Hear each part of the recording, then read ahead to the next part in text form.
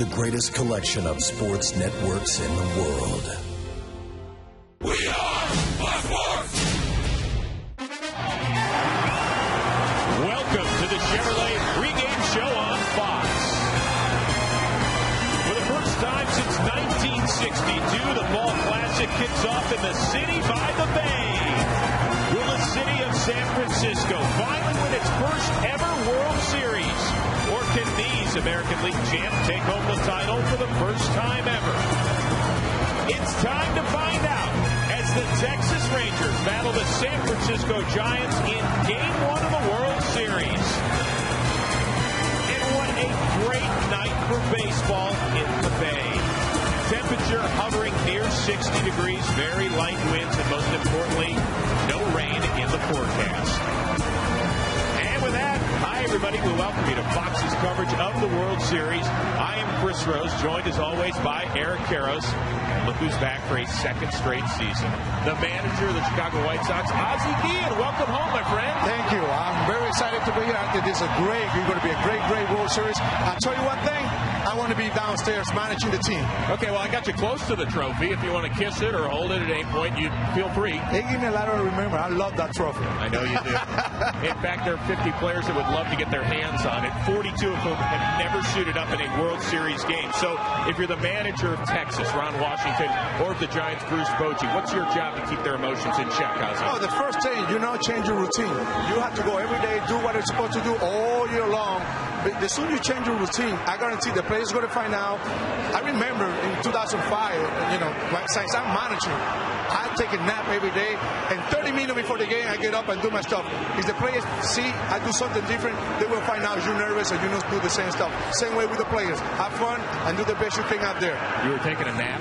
Yes, I have to. Beauty suit. I have to. All right, Eric Karros, you picked the Phillies to be here, so I'm going to give you a bit of a reprieve. How did the Giants win the World Series? Well, I want to thank you first for getting a replay here. Hey, look, it's obvious. The Giants are going to have to pitch. They were first in Major League Baseball in ERA, in opponents' batting average, and most importantly, strikeouts. And that's what's going to have to show up this series. They're averaging over 10 strikeouts per game in the postseason. What they did against the Phillies, when they got into trouble, they were able to go to the big strikeout, the swing and miss. That's what they're going to have to do this series. It'll be interesting because Texas, they are the fourth toughest team to strike out in Major League Baseball. Something's going to have to give. Ozzie, you faced the Rangers 9 times. How do they walk away winners in this series? It's one thing. I think every answer is going to be the key. I think those guys are first and the second hitter because they can steal bases, they can get a lot of things going, and the rest, everybody know about it. Cruz, Hamilton, and Vladimir Guerrero, and John, they're going to take over the thing. The key of this thing to Texas Rangers get a win, it has to be every Andrews. By the way, have you noticed the two guys we have on the mound tonight? They are solid, if not spectacular. A great series matchup in Game 1. Cliff Lee 7-0 all-time in the playoffs, while the Freak, Tim Lincecum, and the Giants pitching staff has been lights out. Our predictions are next.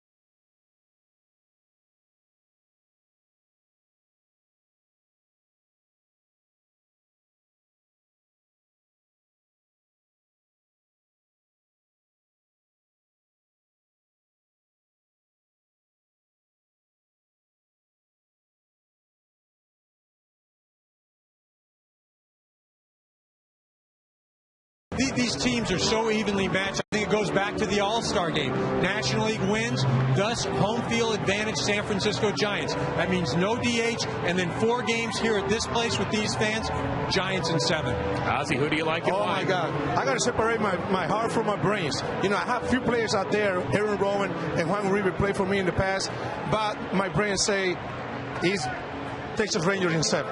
Very interesting. Well, we get a heart and brains? Because I go heart, I got Texas. That's not any fair right there. All right, guys, after several days off, these guys are ready to go back to work. The best hitting team in baseball against the nastiest staff, beard to toe. Starting lineups are next.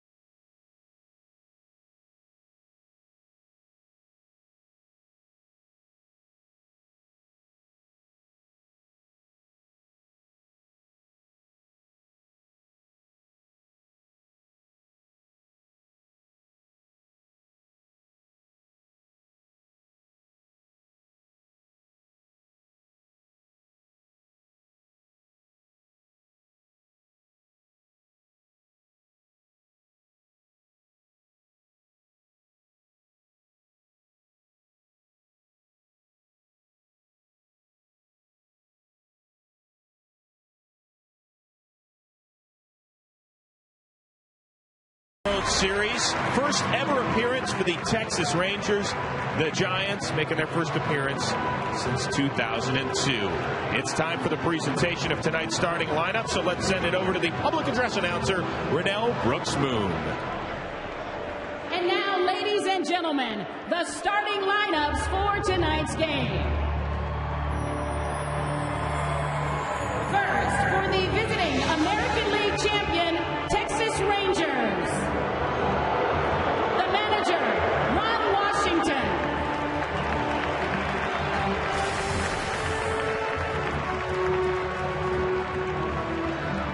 Leading off, playing shortstop, number 1, Elvis Andrews.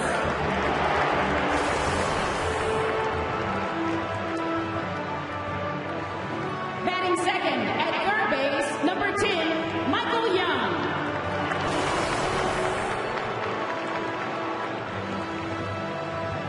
Batting third, playing center field, number 32, Josh Hamilton.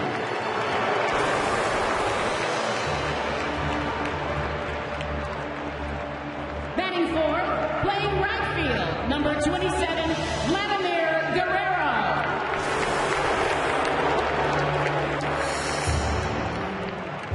Batting fifth, playing left field, number 17, Nelson Cruz.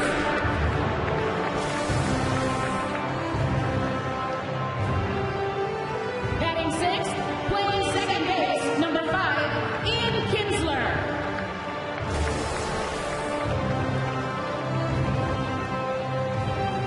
Batting seventh and catching at number 11, Benji Molina.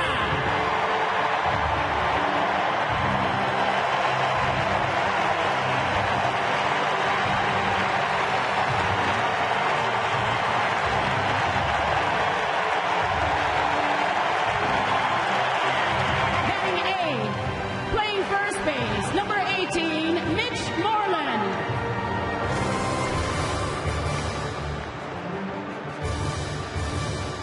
And batting ninth, warming up in the bullpen, the starting pitcher, number 33, Cliff Lee.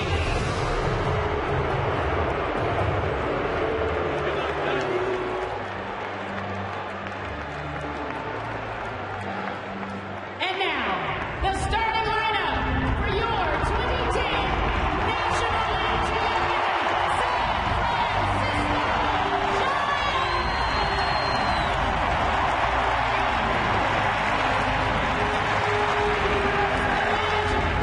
15, Bruce Bochy.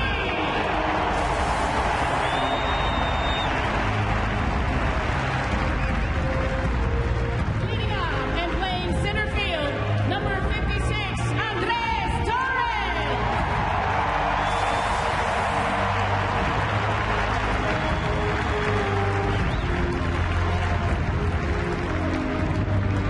Batting second baseman, number 21, Freddie Sanchez.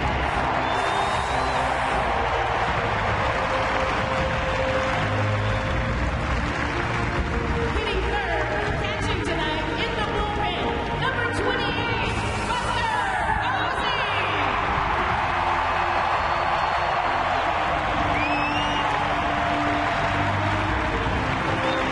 In the cleanup spot, playing left field, number 9, Pat Burrow.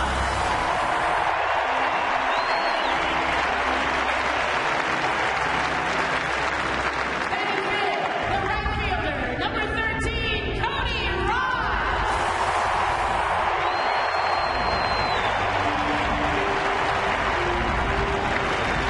Hitting sixth, first baseman, number 17, Aubrey Huff.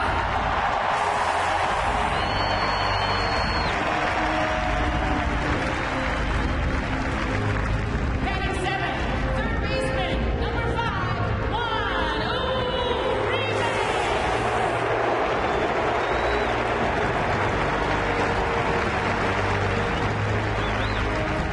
In the eighth spot, playing shortstop, number 16, Edgar Renteria.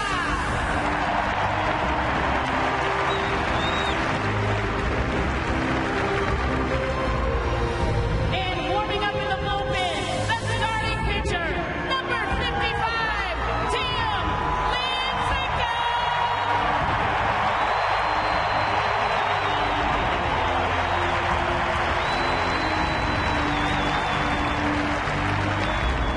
Ladies and gentlemen, your 2010 National League Champion, San Francisco Giants.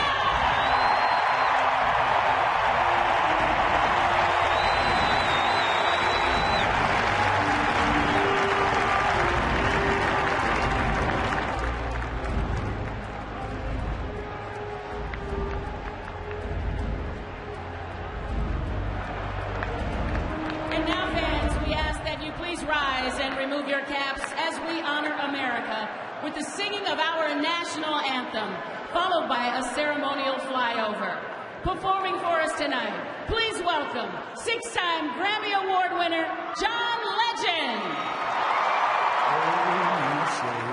Have you seen by the dawn's early light, what so proudly we held at the twilight's last gleaming, whose broad stripes and bright stars through the perilous fight o'er the ramparts we watched were so gallantly streaming, and the rockets the bombs bursting in air gave proof through the night that our flag was still there. Oh, say does that star-spangled banner yet wave for the land of the free and the home of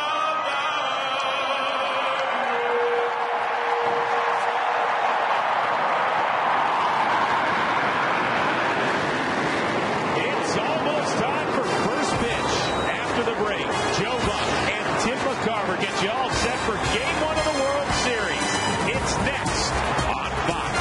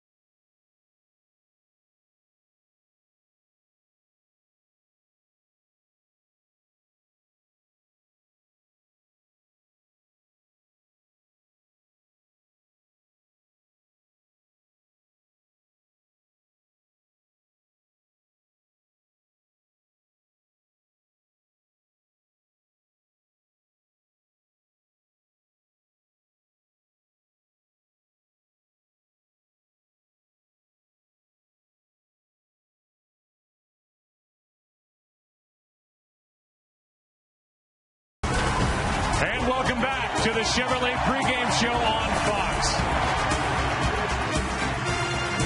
absolutely cannot wait to cover this World Series. It's the 106th World Series. The Texas Rangers represent the American League. They blew right through the Yankees after they took care of the Tampa Bay Rays. They led the major leagues in hitting, and they run the bases extremely well. On the other side, the San Francisco Giants, self-proclaimed misfits. Ask Philadelphia if they're any good. Ask Atlanta if they're any good. They are young, they are confident, and they roll into this World Series. And Tim McCarver, you want to talk about any good?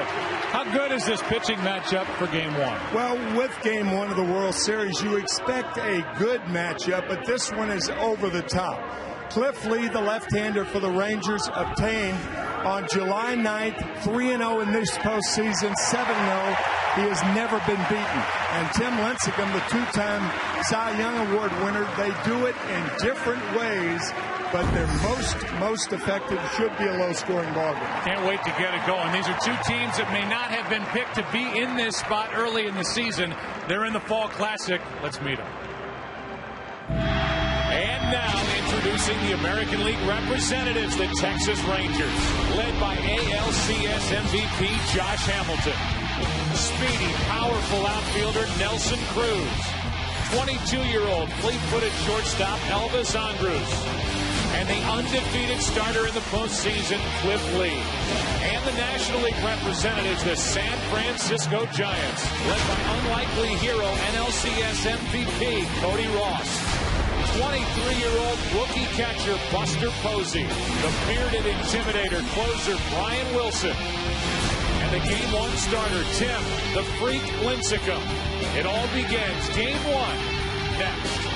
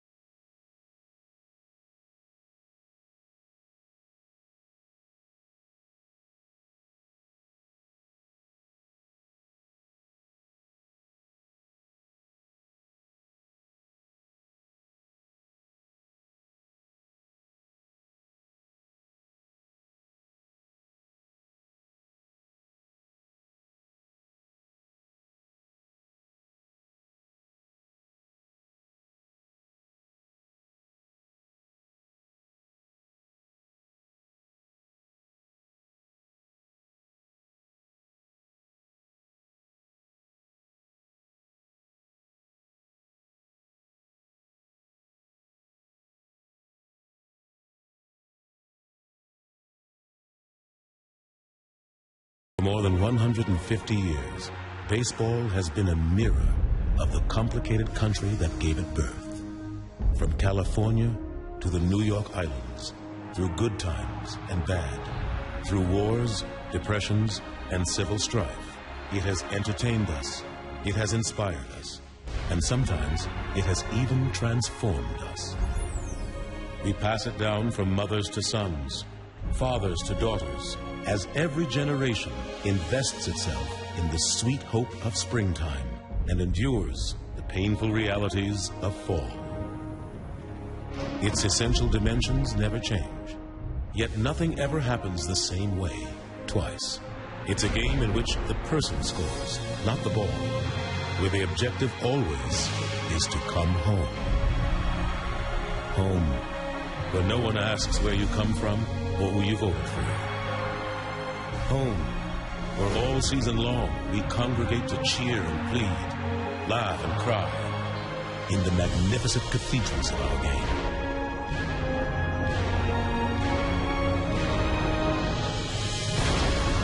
Home, where every October baseball's greatest stars do battle. Nothing in our daily life offers more of the comfort of continuity and the freedom from time's constraints than does our national pastime. It is the place we always come back to.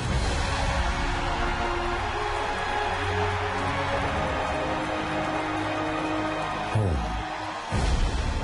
Ken Burns, 2010. Game 1 of the World Series is next on Fox. It can be a beautiful game. And moments ago, Tim Lincecum took the field.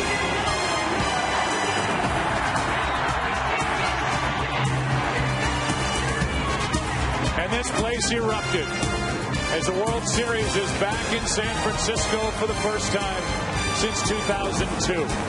Here are the numbers from Game 1 of the Division Series, a winner, 14 strikeouts. Game 1 of the NLCS against Philadelphia, a winner in Philly. And now the Taco Bell starting lineup for Texas, brought to you by Taco Bell. Think outside the bun. Elvis Andrus leads it off, and Michael Young bats second and third. Josh Hamilton, the MVP of the ALCS. Vlad Guerrero is in right. Nelson Cruz is in left. Ian Kinsler is the second baseman. Benji Molina started this year with the Giants. Now he takes them on in the World Series. Mitch Moreland is the rookie first baseman.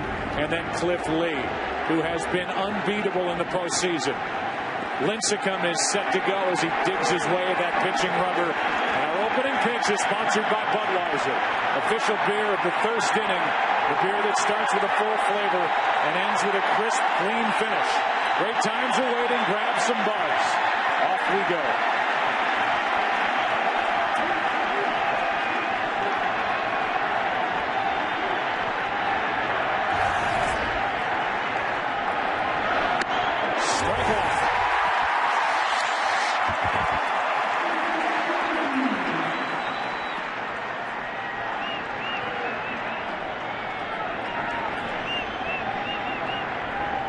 New baseball for Tim Lincecum, who represents San Francisco,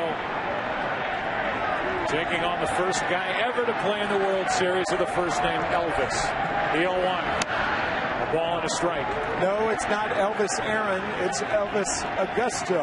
He's not from Tupelo, but Maracay, Venezuela. The 1-1. Line drive into left, and now Andrus is hit in all 12 postseason games.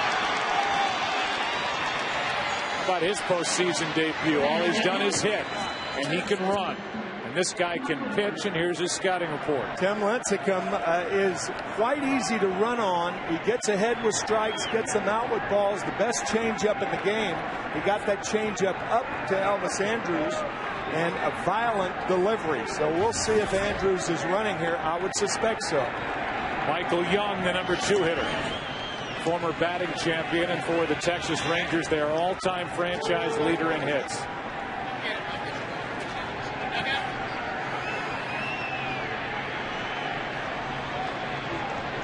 Leadoff man aboard. Pitch is up and in. And if the story, Tim, was in the National League Championship Series, you can run against Lincecum. If you're the Philadelphia Phillies with Andrus at first, he has stolen 7 bases this postseason.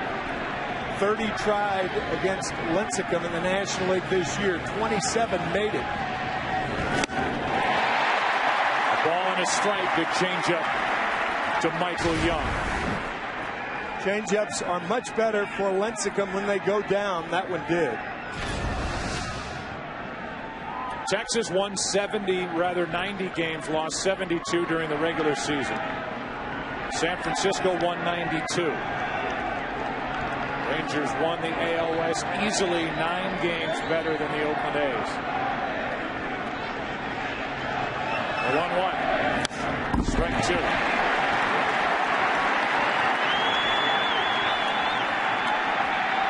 And for Michael Young, where he ranks in franchise history.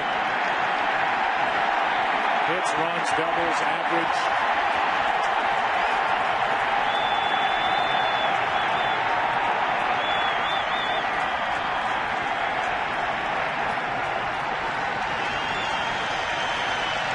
Andrews stays put, another foul.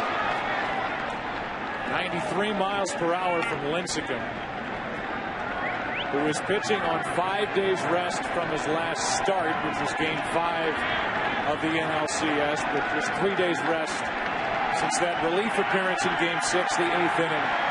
He went 1/3 of a frame at Philadelphia.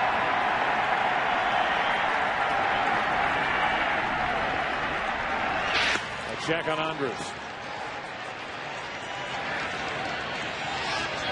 This is a Texas lineup that in the year of the pitcher, and the quote-unquote year the pitcher is carried into the postseason, this is a Texas team that has hit and really took it to the Yankees. A 1-2. 2 balls, 2 strikes. Hit .304 against New York, did the Rangers. 38 runs, an ALCS record, and they doubled the Yankees' scoring output at 38-19. Plus 15 of 17 stolen bases. The 2-2 is down and away, full count. Good at bat thus far by Michael Young. Pretty easy to say that Elvis Andrews will be running here. Full count. Buster Posey, the catcher, by the way, with a cannon behind the plate. Throws very well. Runner goes. Young takes ball 4, and it's 2 on with nobody out. So a hit, a walk, and now the Giants are already in a position where they have to pitch to Josh Hamilton. Ron Washington sends to the plate. Hamilton was the MVP of the ALCS and is likely the MVP of the regular season in the American League.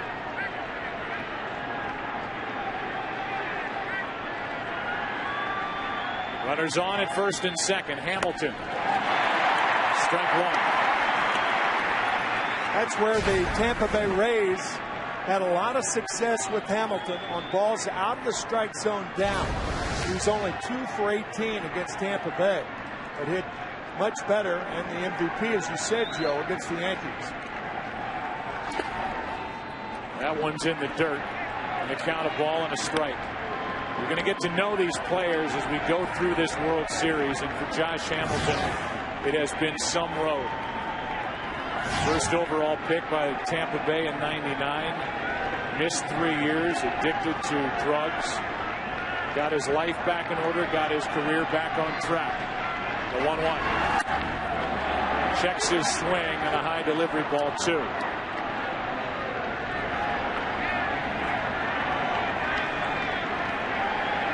Some hitters you challenge. This is not one of them. Hamilton hit .401 against right-handed pitching during the regular season. The 2-1. Strike 2. Lincecum got the call. That was a key pitch because now at 2-2, I would imagine Lincecum and Posey will go to the changeup. Preferably out of the strike zone down.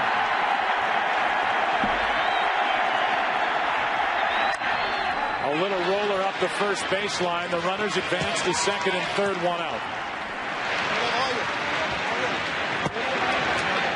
Juan Uribe talks to Elvis Andrews at third. Down to second is Young. It's an out. It's a productive out. That's something that got the Texas Rangers to the top of their division. Productive outs. They go first and third, better than any team in the major leagues. They use their legs, and here's a guy who throughout his big league career has used his bat. Vladimir Guerrero has put together his 10th season. 25 or more home runs, 100 or more RBIs, hitting 300 or better. Second and third, one out, and a strike on a foul ball.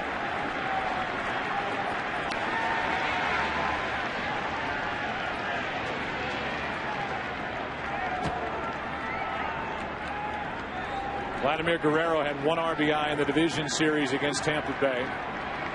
No RBIs in the first 5 games of the ALCS, but broke out of it with 3 RBIs in the clincher game 6. Here's the 0-1. Right back up the middle off Lincecum. A run will score. Michael Young will hold at third. And the first run of this World Series belongs to Texas. Vladimir Guerrero with that claw salute to his dugout. And now the trainer comes out to check on the leg of Lincecum. We'll see which leg it was. That ball was headed for center field. It could have scored 2 runs. Looked like his left leg.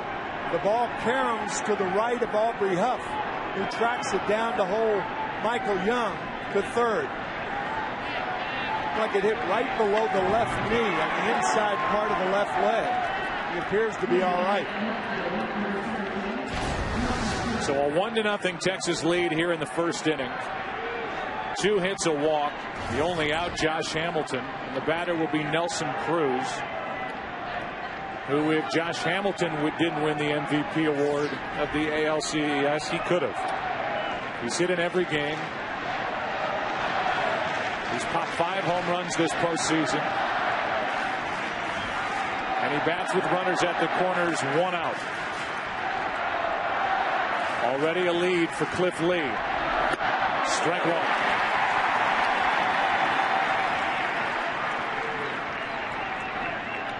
That very unusual, almost uncomfortable looking batting style of Nelson Cruz.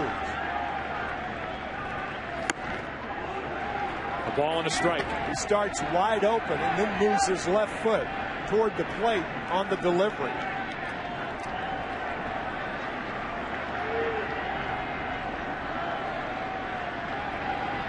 The 1-1 pitch. Off the hand, strike 2.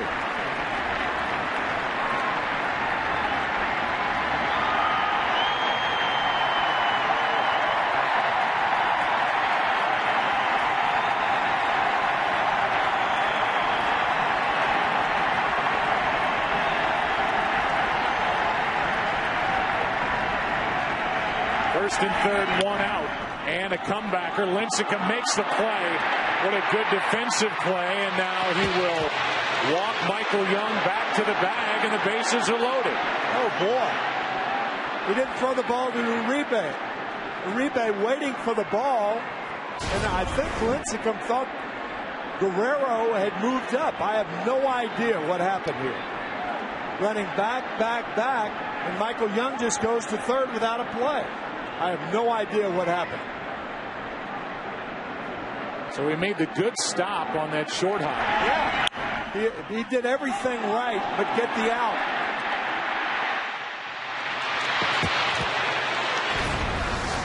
And Michael Young's got to be thinking when he gets back to third base, Freebie. What just happened? Freebie. So the bases are loaded with 1 out. It's a fielder's choice. A run is already home, and the batter is Kinsler, the productive second baseman for the Texas Rangers.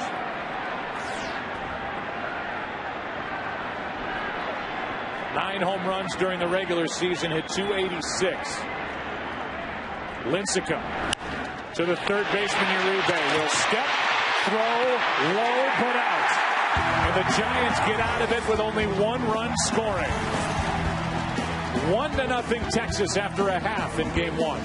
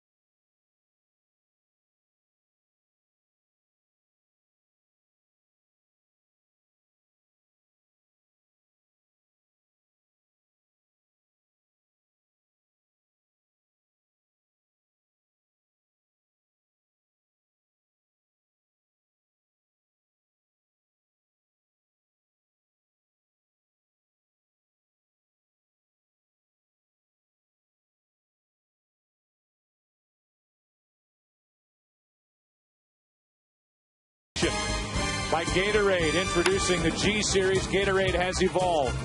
And by the new Ford Edge, the world has never seen a crossover quite like this. The Taco Bell starting lineup for the Giants. Taco Bell think outside the bun. Cliff Lee will deal with Andres Torres. Then Freddie Sanchez. Buster Posey hits third. Pat Burrell cleans up. Cody Ross in right. Aubrey Huff is in the number 6 spot. Juan Uribe, Edgar Renteria, and Tim Lincecum does the pitching. He bats 9th. And here is Cliff Lee, who has been certainly unbeatable in the postseason. Tim, almost unhittable in the postseason. And that's one of the big reasons. First pitch strikes, almost 70% first pitch strikes this year. Remarkable. Andres Torres is the switch hitter. Much better against right-handed pitching this season. Takes the ball high. When you watch Cliff Lee, unlike any other pitcher that we see at any point in the season, it looks effortless. The 1-1 misses outside, ball 2.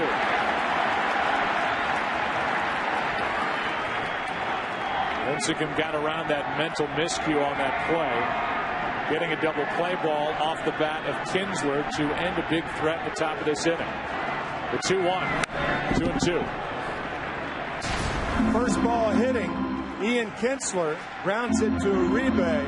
Properly goes to third. Good scoop by Huff. And a mild reaction from Lincecum, who then went up the tunnel to talk to the trainer after being hit by a batted ball. That's a check swing foul. Still 2-2 on Torres. By the way, before we go any further, it is our special thanks to Ken Burns for writing Home, which was our ode to America's pastime we had before the Giants took the field. The 2-2. Strike 3 called, and a good start for Cliff Lee. Torres goes down looking. Right on the corner, inside, outside with the fastball. That's the most important secret of his success. We'll bring in Freddie Sanchez, and one other note about Ken Burns, his 10th inning, the 10th inning, a new chapter of his epic baseball series, re-airs on PBS November 8th. With 1 out, nobody on, here is Sanchez.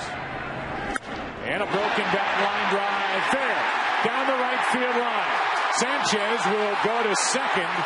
Guerrero's throw too late. A 1-out double.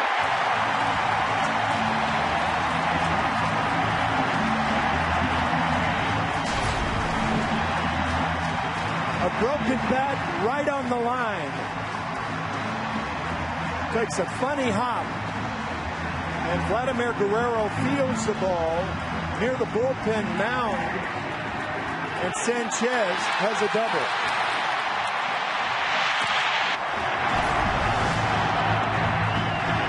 While you watch Vladimir Guerrero, remember he was typically the DH for the Rangers. He still has a terrific throwing arm. He is making his 16th start in right, 17th outfield start overall. That's a double no matter who's playing right. That one squirts away from Molina, but Sanchez holds at second, ball 1. Here's the scouting report on the lefty, Cliff Lee. You saw that broken bat, and that's not unusual for Cliff Lee because he can chew up bats. That eerie calm comes with confidence in that first pitch fastball. The Giants will be seeing that all night.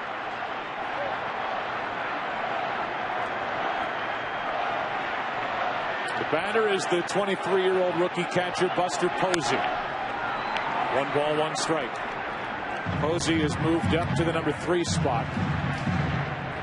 He's in cleanup for the majority of the postseason. And he is catching now in his 11th game in this postseason, most ever, by a rookie catcher. Obviously more opportunities with more layers to the postseason.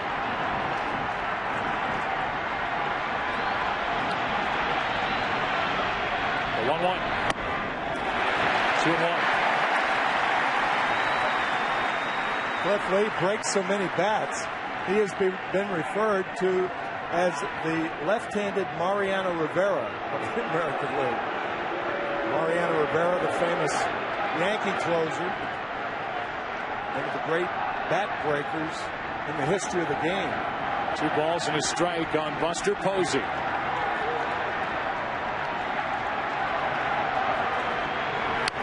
Two and two. It's Posey now, Pat Burrell on deck against the guy Cliff Lee, who's pitching on 8 days rest, and who this postseason is 3-0, an ERA of .75, 34 strikeouts, now 35, compared to only 1 walk.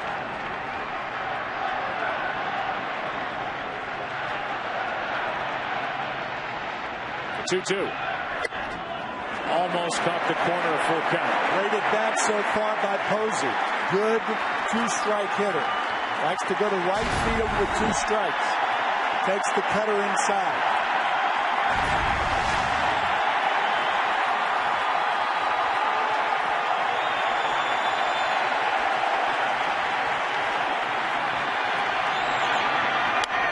Little pop-up, shallow right, long run, might drop. Kinsler with a play, and now Sanchez is doubled off second. Freddie Sanchez went too far, couldn't get back, and Ian Kinsler covered a ton of ground.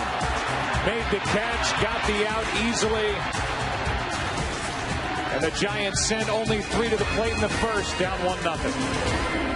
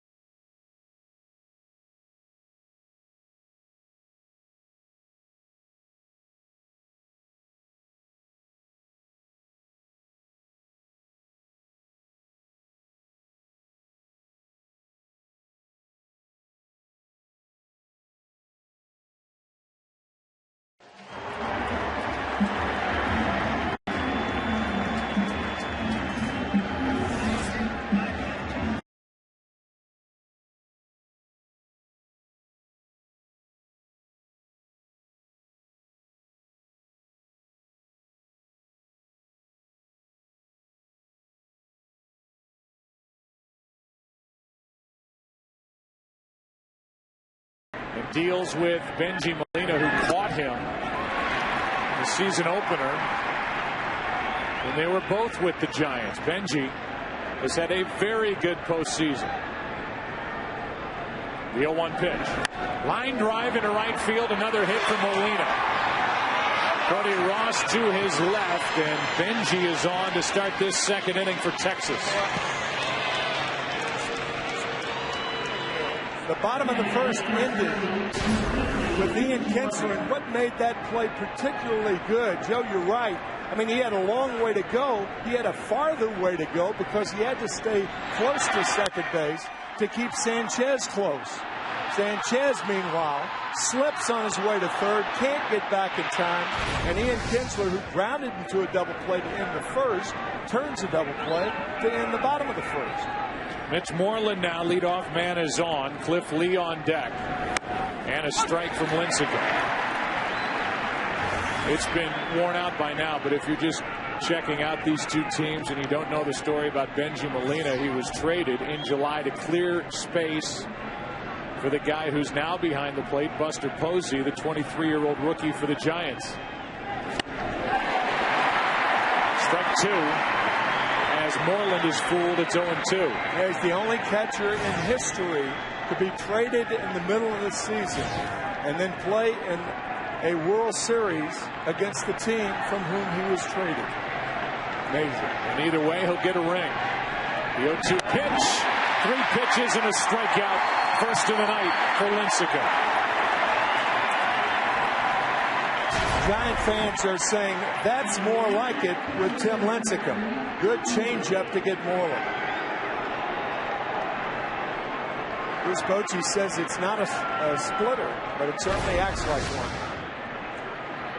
It'll bring in Cliff Lee, who can handle the bat. In fact, was 3 out of 11 last postseason for Philadelphia with a stolen base. When he went to Philadelphia halfway through last year, had 7 hits. That's bunted foul. Strike one. Benji Molina, one of the slower runners in the major leagues. This is a good situation where you use a bunt and run. Send the runner, have the pitcher bunt it. It doesn't have to be a good bunt. Hard back to the pitcher, and he gets to second base. Otherwise, you may have a play on him at second. The 0-1. Ball and a strike. The 26-year-old right-hander Tim Lincecum won 16 games during the regular season, 2-time Cy Young Award winner. The last 2 years, his first 2 full seasons in the big leagues.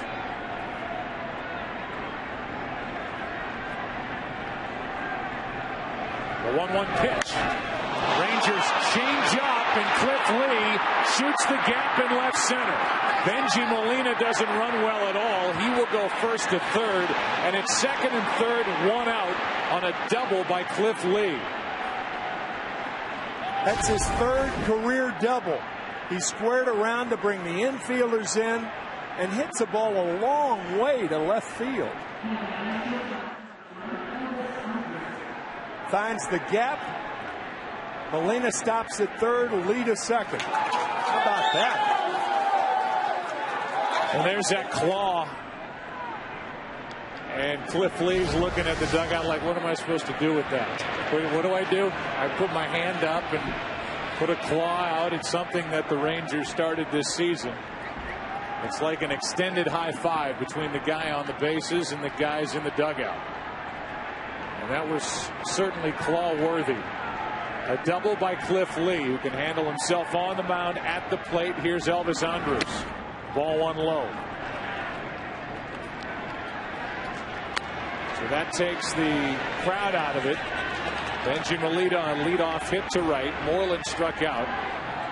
Cliff Lee a double, and now a 1-0 count on Elvis Andrus.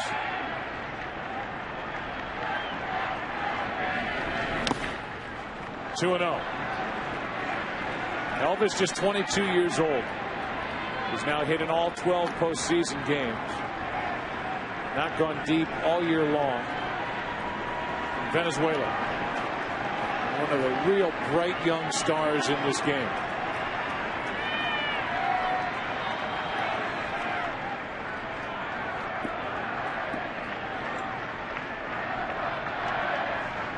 Time called at the plate. The last pitcher to have an extra base hit was Joe Blanton in 2008 when he went deep, game 4. A home run in the World Series. Now Andrus flies one into center. Molina will tag. Torres will come up throwing. The play at the plate. The throw is wide. Safe at the plate. And a good play by Uribe to save an error by Posey. 2-0 Texas here in the second. And a smile on the face of Benji Molina, who doesn't run well. It scored on the sac fly by Andrus.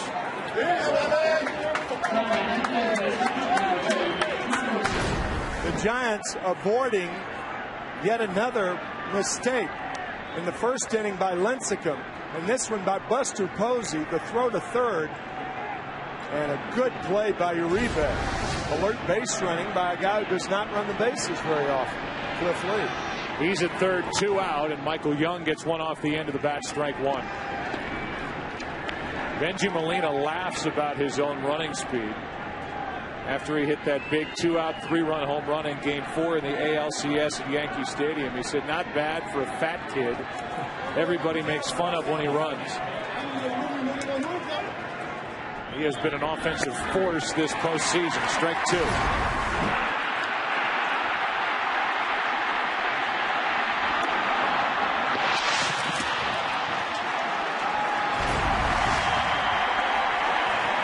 Let that video stand on its own. Here's a pitch outside, ball one. Barely missed from Lincecum, and the at-bat continues for Michael Young, who drove home 91 runs. This Texas team that led the big leagues in hitting. 2-2. That home run by Benji Molina, by the way, off A.J. Burnett after the intentional walk to David Murphy, the biggest hit in that series for Texas. 2-2 pitch is flied into right center field. Torres to his left. Another run for the Rangers. 2-0 Texas. Cody Ross is coming up. Catch the new comedy from Warner Brothers Pictures. Due date in theaters everywhere November 5th. 4, 5, and 6 hitters coming up for the Giants.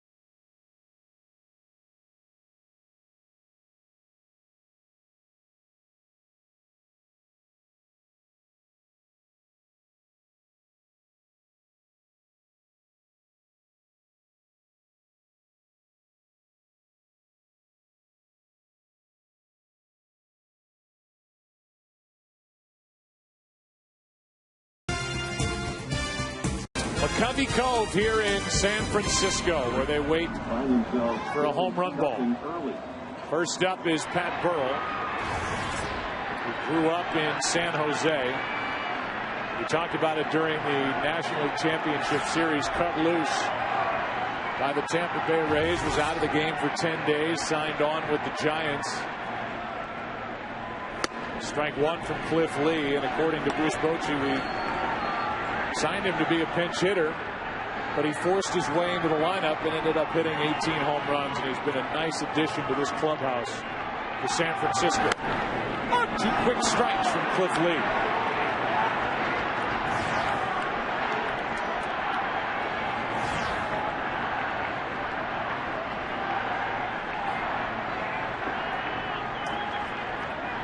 The 0-2, and Cliff Lee takes care of Burrell. 1 up, 1 down. Second strikeout. Cody Ross coming up, and we go down to the field in Ken Rosenthal. Joe, September 2nd, 2003, Cody Ross's first major league home run, an opposite field grand slam off of none other than Cliff Lee. That was the good news. The bad news, Ross blew out his knee, running out a bunt later in the same game, did not play again in the majors for nearly 2 years. Thank you. Great story. Great bow tie. Terrific. It's a good look, Kenny. Mighty Natty. Cody Ross was the MVP of the NLCS, and he takes a pitch down and in. Cody Ross was put on waivers by the Florida Marlins. Word was San Diego wanted to add Ross, as San Diego and San Francisco were in a fight for the NL West. Ross lost the bat. I don't know how, but it looks like everybody's okay in the seats where that bat landed. Yeah, that bat helicoptering up about 12 rows back. Everybody appears to have gotten out of the way. Everybody's fine, and they earned a bat. It's baseball tradition. If you lose the bat, it goes up into the seats. It may not be that bad. You're going to get something as a door prize for ducking the flying object. Here comes a 1-1 pitch. Here's a fly ball into left. In comes Nelson Cruz, 2 out.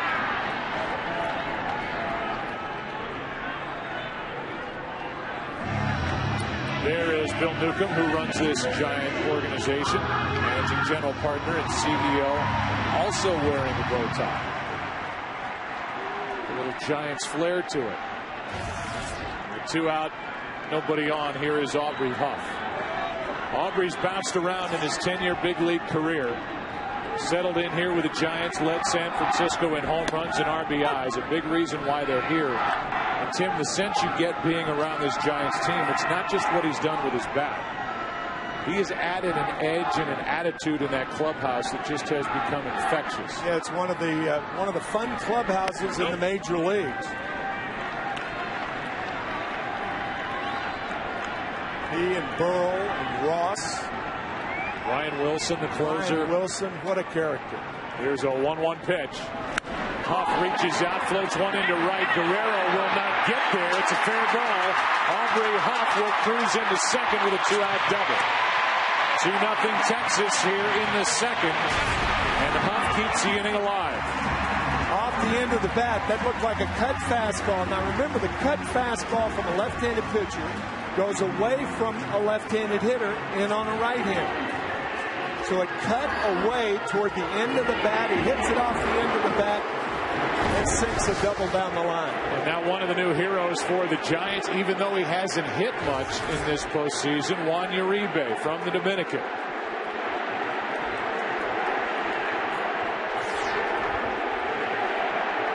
First base is open. Edgar Renteria on deck. Why is he a hero? His home run in the 8th inning of Game 6. The NLCS propelled the Giants into the World Series. Ball 1, down and away. He also had the game winner, a sac fly in Game 4 in the bottom of the 9th. Originally got to the big leagues with Colorado. Lee trying to get around another double. 2-0. Juan Uribe playing for our own Ozzie Guillen for 5 years. And Ozzie told Bruce Bochy when they signed Uribe, he said he's going to be your best third baseman, shortstop, and second baseman, wherever you want to put him. He's that valuable. And boy, has he ever been.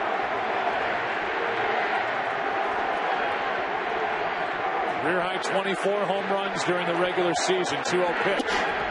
On the outside corner, 2-1.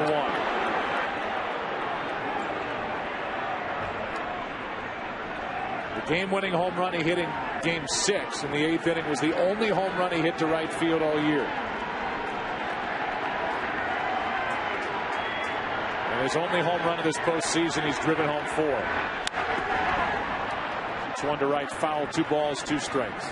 I started to tell the story about Cody Ross being claimed by San Francisco off waivers. So he was added. They added to their bullpen. They added Pat Burrell. The Texas Rangers certainly went to work on their roster in season. Cliff Lee, the guy on the left of that split screen, the biggest addition any team made. And they picked him up on July 9th from Seattle. The day after the Yankees thought they had picked him up.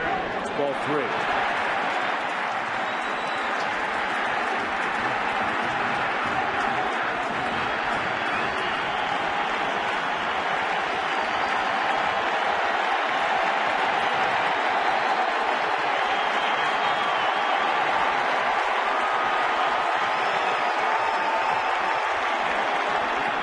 3-2. Strikeout ends the inning. 2 in the inning. 3 on the night for Lee, who jogs off. 2-0 Texas after 2 in San Francisco.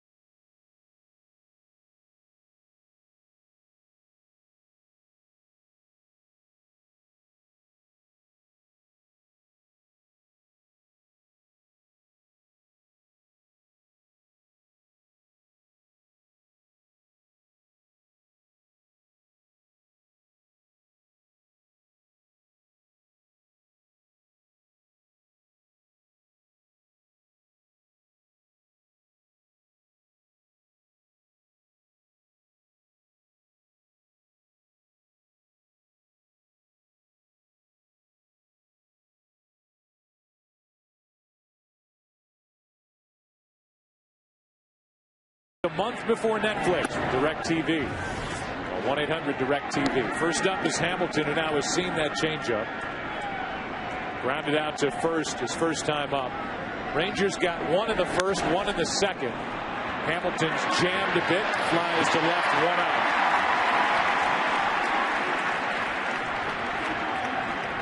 Leadoff man retired for the first time tonight by Lincecum, and Vlad Guerrero will step to the plate. That's what happens when you see that changeup so many times. You can't get around on the fastball. At fastball, Josh Hamilton forced to hit the ball to left field.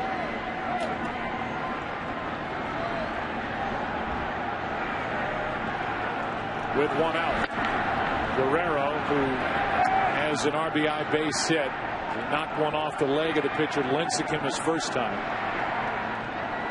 Took a ball. On deck is Nelson Cruz. It's high. It's 2-0.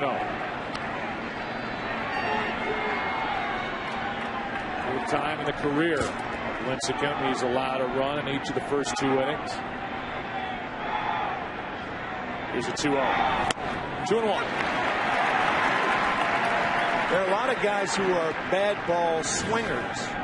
Vlad Guerrero is a bad ball contact hitter. Skips in 3-1. He has never struck out more than 100 times a year. He's only struck out over 90 times once.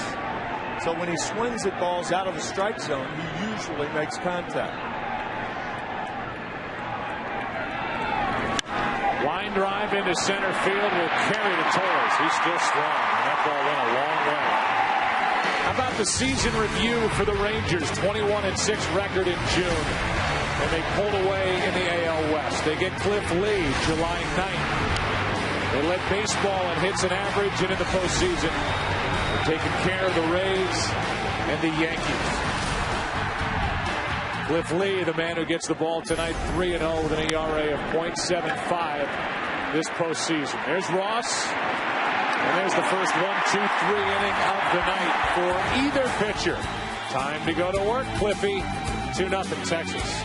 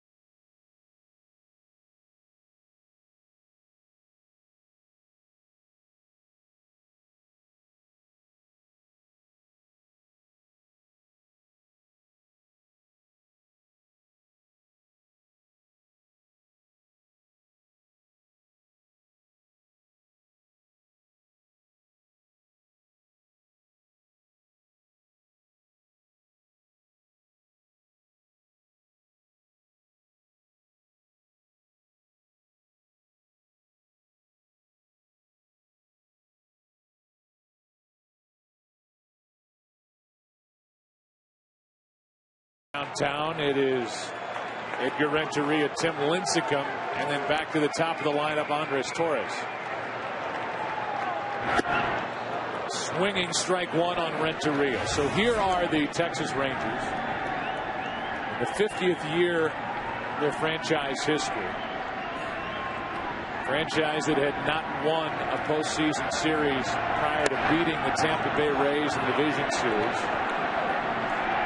Mike Maddox is the pitching coach. It's his second year in Texas. He was in Milwaukee for 6 years. Done a very good job of helping the pitching catch up to the offense, and that breaking ball got away from Cliff Lee. Ball one. We talked to Mike yesterday, and he said that Cliff Lee controls the count better than anybody in baseball. I've never heard it put exactly like that. I said, he controls the count better than your brother did, right? He said, well, that's better than any active player. Oh. By the way, Greg Maddux is in the ballpark tonight.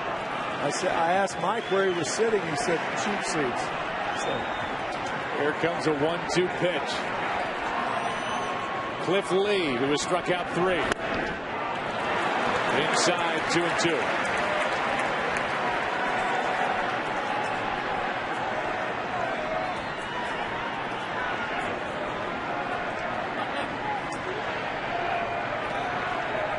The 2-2 pitch to third. Young knocks it down, picks it up, has no play.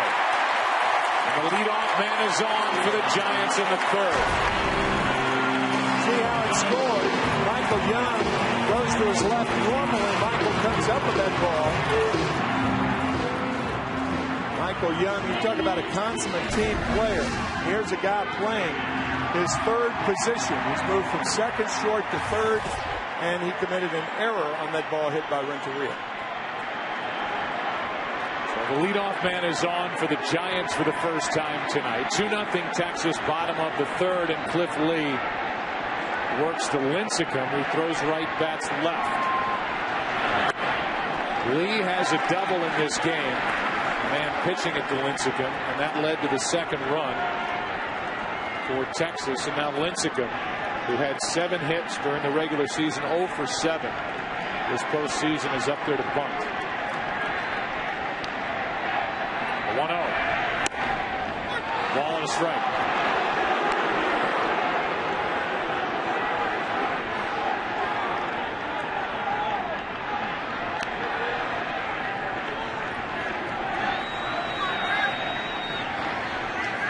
Everywhere you turn your eyes, there's something to look at in this great setting for baseball in San Francisco. A 1-1. That just missed. 2 balls and a strike.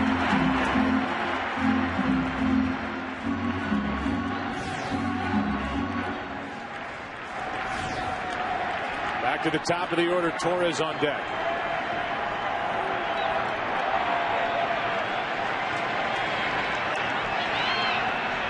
The 2-1.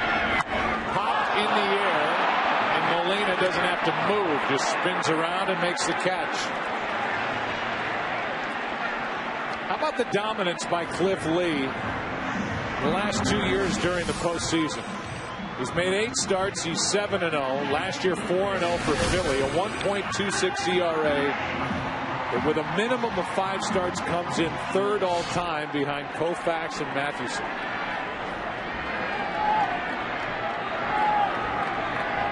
Of course, again, Sandy Koufax retiring 3 years before divisional play, which expanded the postseason.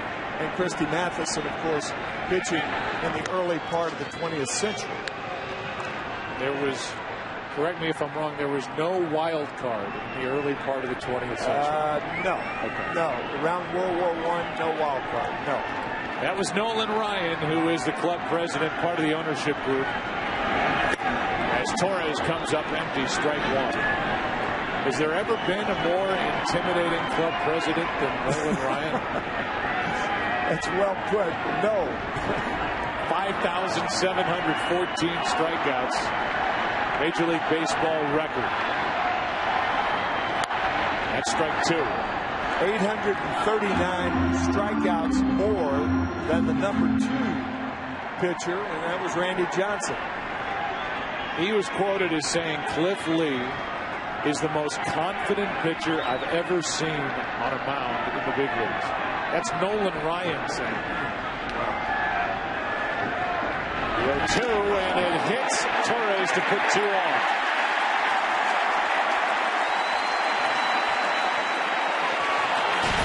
This is as rare as a walk. Cliff Lee, remember, in this postseason, has walked 1. So how unusual is it to hit Andres Torres? And now Freddie Sanchez, who's been hot. Last 6 postseason games, including tonight. He is 10 for his last 21, and Benji Molina goes through signs to the infielders behind Cliff Lee. 2 on, 1 out. Rangers up by 2 in the 3rd, game 1.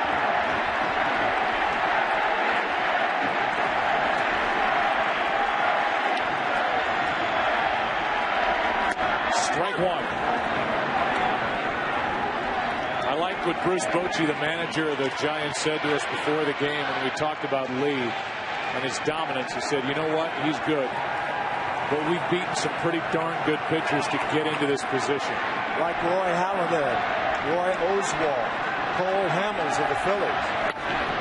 All 3 of those guys with a loss on their record in the NLCS. For Oswalt, his came in relief. Prior to Oswalt, Hudson, Derek Lowe. They outlasted a good pitching San Diego Padre team to win the NL West. 2 on, 1 out, 1-1 pitch.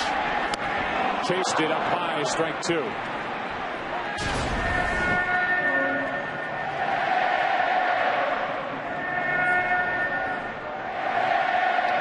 Sanchez, a former batting champion in the National League. At .292 during the regular season.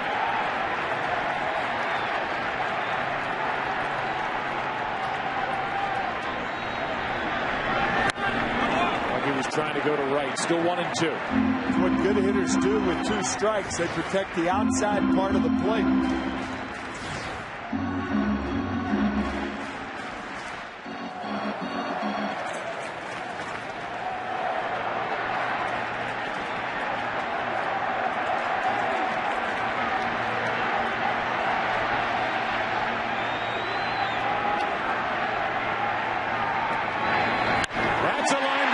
Hit to left.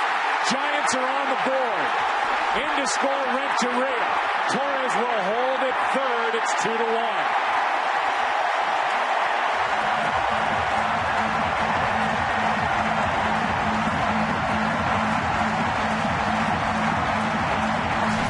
After Cliff Lee hit Andres Torres, Freddie Sanchez hits Cliff Lee to put the Giants on the board.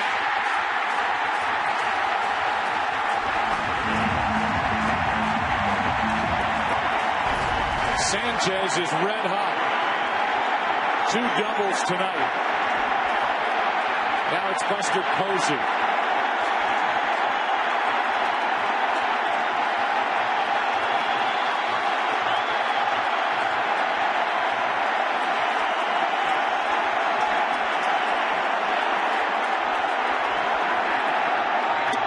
Strike 1.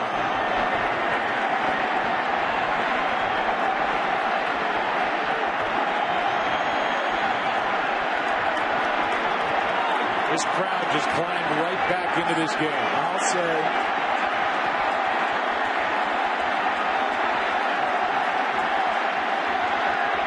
Line drive left center. 1 run scores. Sanchez started back to second and holds. That throw gets away, but nobody advances. It's 2-2 in the 3rd.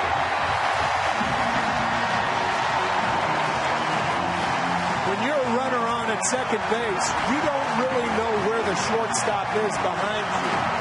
So therefore, on a line drive, you've got to play safety first. Watch Sanchez turn around and look, sees it's a base hit. That hesitation cost him, but that's good base running. You really don't know where the shortstop is behind you. You know the height of the ball, perhaps. but you're not sure. Now first and third for Pat Burrell.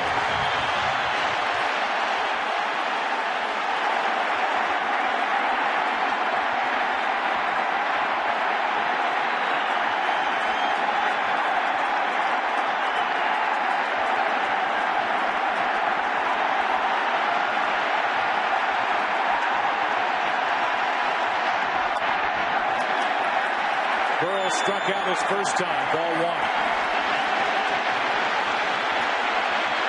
Buster Posey, the rookie, with a game-tying RBI hit.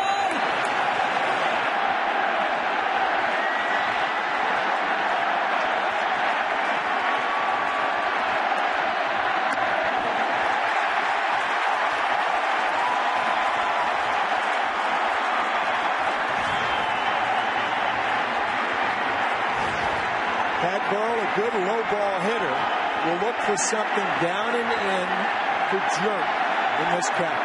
It's a free swing. And he let it fly, 2-1. Cliff Lee misses by about 6 inches. Molina wanted it outside. He got it right down the heart of the plate, and Burrell swung through it.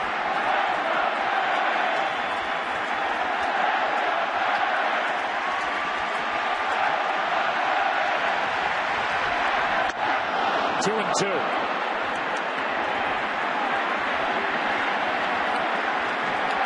That's not a let's make contact and look for a sac fly swing. Pat Burrell is giving it all he's got.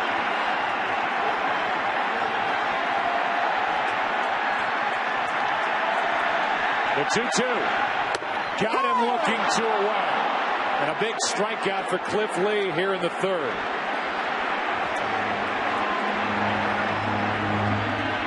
Of those 5 pitches, this is the worst, right down the pipe. You can bet Pat Burrell is going to kick himself for not offering it that fastball. So now for the Giants, it takes a hit. There's something out of the ordinary for San Francisco. Who better to have up there than Cody Ross? 4 game-winning RBIs this postseason. Ball one. Fly to left his first time up. Sanchez at third, Posey at first. 2 runs home in a 2-2 game.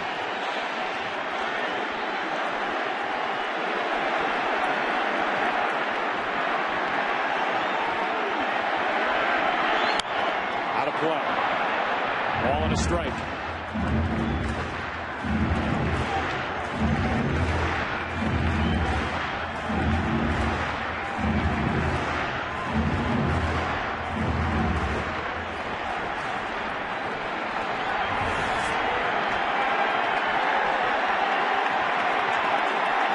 Comparison of Cliff Lee's first 3 starts this postseason to tonight. An error started this. That's up and in, 2-1. Renteria reached on an error. Lincecum fouled out trying to bunt. Torres hit by a pitch. RBI double by Sanchez. RBI single by Posey. Burrell struck out.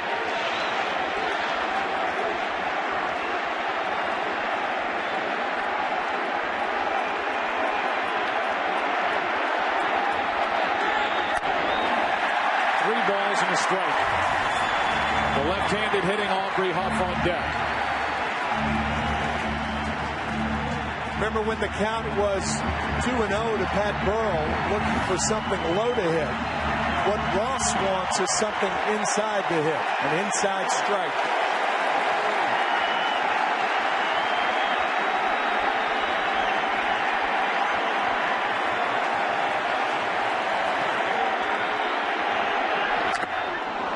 Big swing and a foul tip that caught a lot of Benji Molina.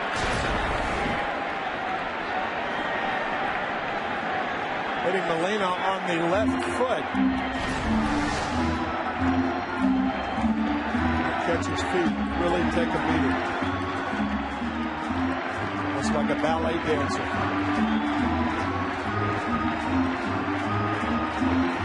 Three and a half 2.5 years for Molina in a Giants uniform.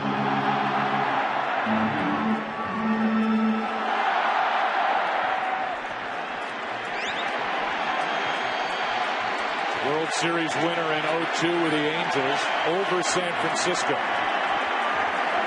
He flashes the signs with a full count on Cody Ross. Runner goes at first and a foul straight back. I think Cody would like that one back. Full extension on the high fastball. A cutter. You can see where Molina's glove is. He left his feet swinging at that one.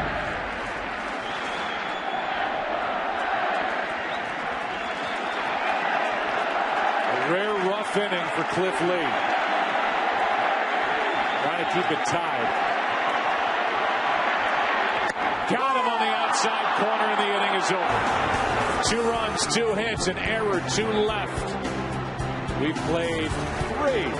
Game 1. Tied at 2.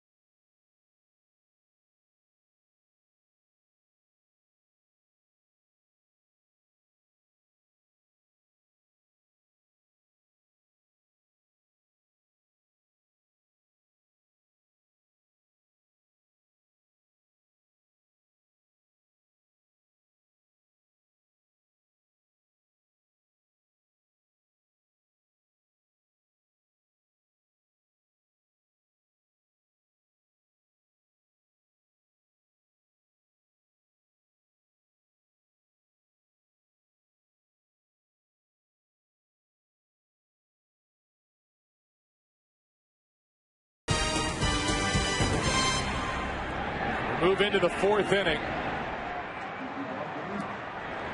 And Ian Kinsler, who bounced into a double play with the bases loaded in the 1st inning, leads it off. 2-2 game. And he spins out of the way of that pitch, showing bunt, ball 1. Kinsler, who ended his collegiate career at the University of Missouri. One of the most productive second basemen with the bat in the American League. There's a strike. 2006, he's hit 92 home runs. That's the 2nd most in the league as a second baseman behind Robinson Cano, who's hit 99. The Yankees second baseman, strike 2. Good Lincecum changeup.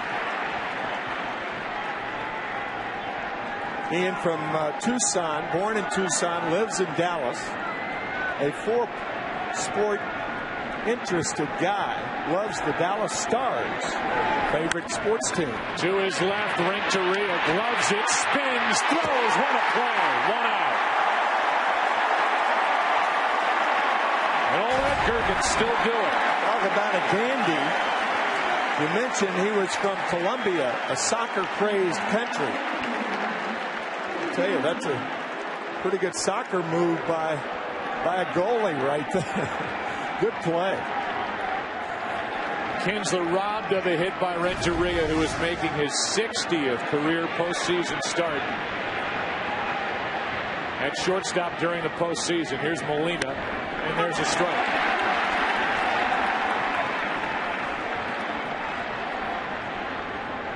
Benji singled into right and scored a run on a sac fly by Andrus in the second. This one, Renteria could roll over there. 2 out. Our AT&T trivia question. Who was the Giants pitcher when Willie Mays made his famous catch in Game 1 of the 1954 World Series?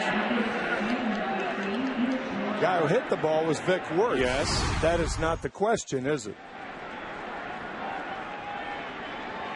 There you go. There's a clue. And the catch in 54, the last time the Giants won it all.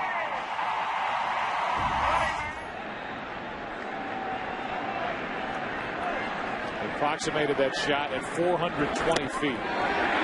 Check swing, he went. That's Moreland. Strike 1. And Willie has told me that he made a lot of catches better than that one. Number 24, 2 dozen for the Giants for so many years. Greatest player I ever saw. Strike 2.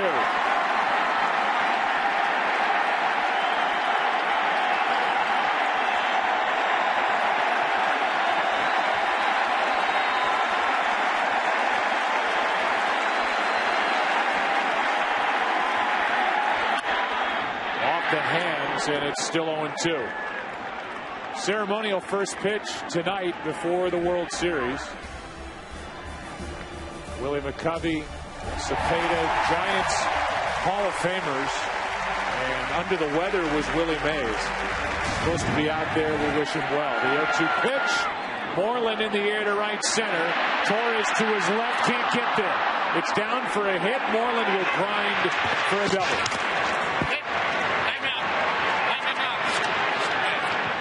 A 2-out double from Mitch Moreland keeps the inning alive for Cliff Lee. You have to work in unison with outfielders. We talked about Willie Mays.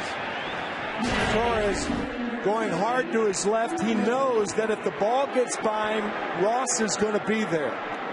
The ball does get by him. Ross is there. It's a double anyway.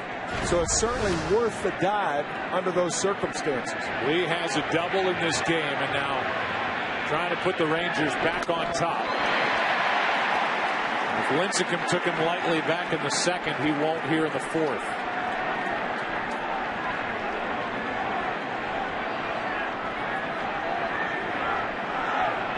First AL pitcher with an extra base hit since Chad Ogden back in '97. That's strike 2. Lincecum has struck out only 1.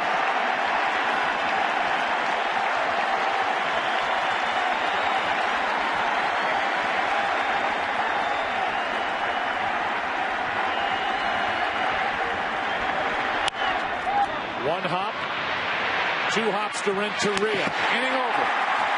Tied at 2 into the bottom of the 4th here in the City by the Bay.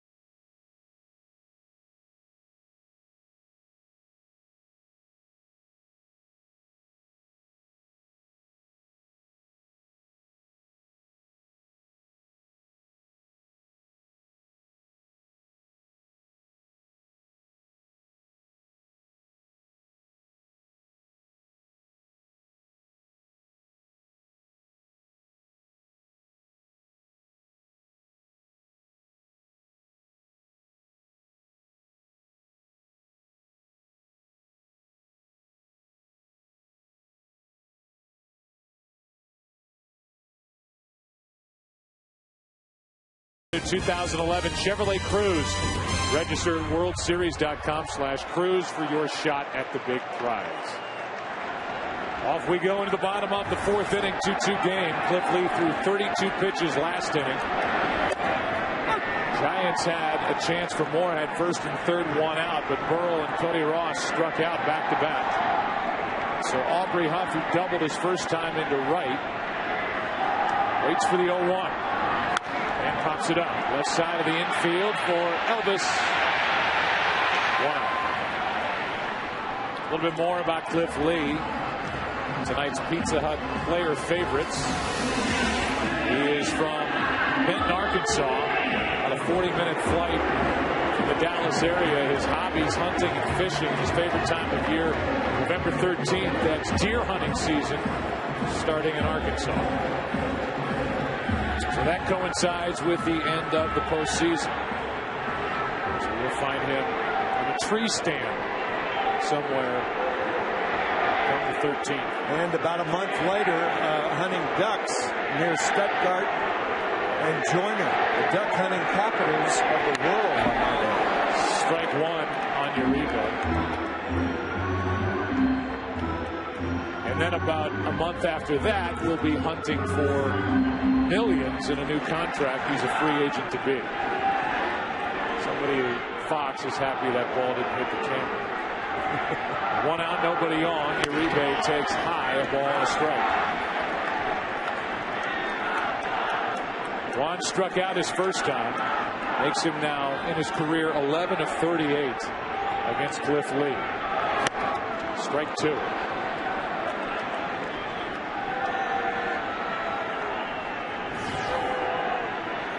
Renteria, who made a sparkling defensive play to start the top of his fourth, is on deck. 1-2. He hates these cameras. Foul ball straight back and right over that camera behind home plate. World Series winner in 05 with our friend Ozzie Guillen, who is with us for this World Series. The White Sox. Here's a 1-2. Uribe taps it foul.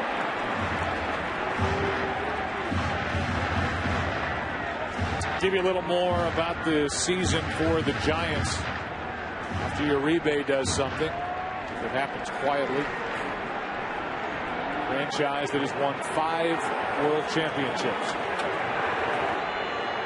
Playing in their 18th World Series. 1-2. Another foul. Actually won 19 pennants.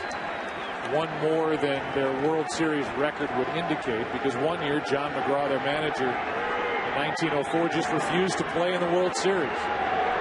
He and Van Johnson had a problem. President of the American League. Here's a 1-2. That breaking ball stays high. Marina tried to pull it down. It's 2-2.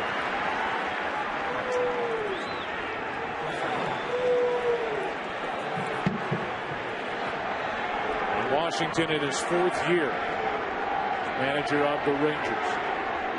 Watching Lee on a 2-2 count. Good at bat by Uribe. In those days, in the first decade of the 20th century, the World Series was played under the rules of the best 5 out of 9, not the best 4 out of 7.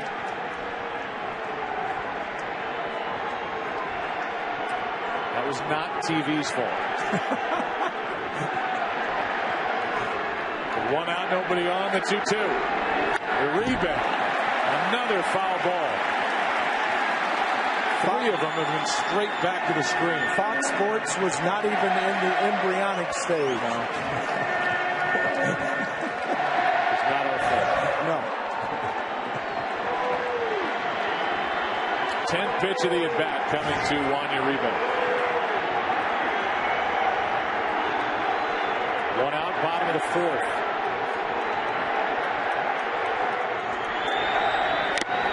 And eventually and finally, Cliff Lee wins that battle, strikeout number 6. Here is the season review for the Giants. They call up Buster Posey on the 29th of May. They took off after that. They won the National League West on the last day of the season, beating San Diego. They defeated Atlanta in the division series. They defeated Philadelphia in the NLCS, and it has been one-run game after another, 7 of the 10. And the Giants have won 6 one-run games this postseason. With 2 out, Renteria takes a strike.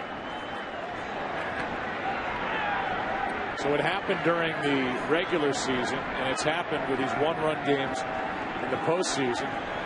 Wayne Kuiper, along with Mike Krukow, the television voices, as good as it gets, maybe the best it gets around the country calling games for a team. Wayne Kuiper said Giants baseball torture. That torture has carried this franchise into the World Series. So you see those signs around the park. A 1-2-3 inning for Cliff Lee into the 5th, tied at 2. Back after this from your local Fox station.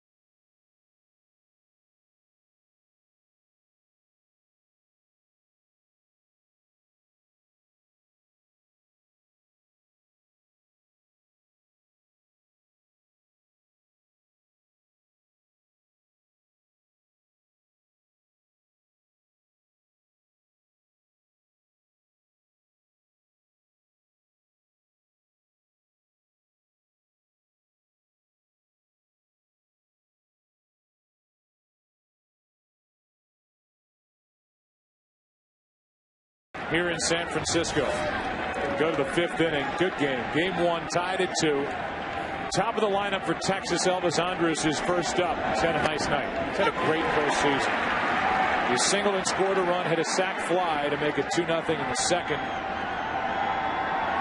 His favorite player growing up, Omar Vizquel. Here's a little pop-up out behind second base, and Renteria calls it in, 1 out. Favorite player as a kid, Omar Vizquel. But that, Ken Rosenthal, is not who Elvis Andrus patterned his career after, is it? No, Joe. A few months after the Rangers acquired him, a few of their team officials took Andrus to dinner. And they asked him, hey, which player are you patterning yourself after? And they fully expected that he would say Vizquel. Instead, he said Derek Jeter. And the reason, he said, was because Jeter was a winner. Andrus at the time was just turning 19 years old, And right then, the Rangers knew that they had something special. There have been a ton of great shortstops out of the country of Venezuela. When you talk about Tim, a guy who is not at all in awe of the big stage. Nope. And he's gone the other way. He has taken it on, and he has thrived, Elvis Andrus, this October. Yeah, he is such an engaging young man. But we talk about the shortstops from Venezuela: David Concepcion, Luis Aparicio, Chico Carrasquel, and of course Omar Vizquel. Young grounds one to third. What a pickup by Uribe. How about the Giants defense? 2 out.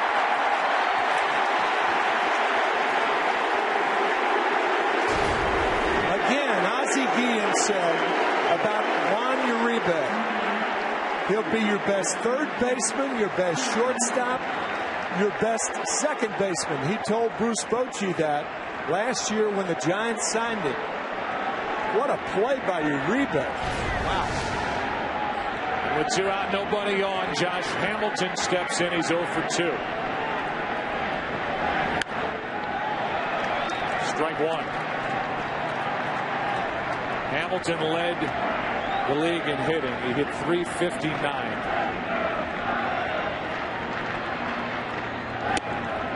He missed time in September, 25 games with fractured ribs. But the time off helped him do was helped his knee heal. He had 3 cortisone injections in his right knee during the course of the season, so he feels pretty good. And the only time his rib cage bothers him is when he swings and misses. Rusty in the division series, and he went off against the Yankees in the ALCS. 2-1. Lincecum got him to reach. Flip the out. A 1-2-3 inning. Lincecum has settled in halfway through game number 1. Tied at 2.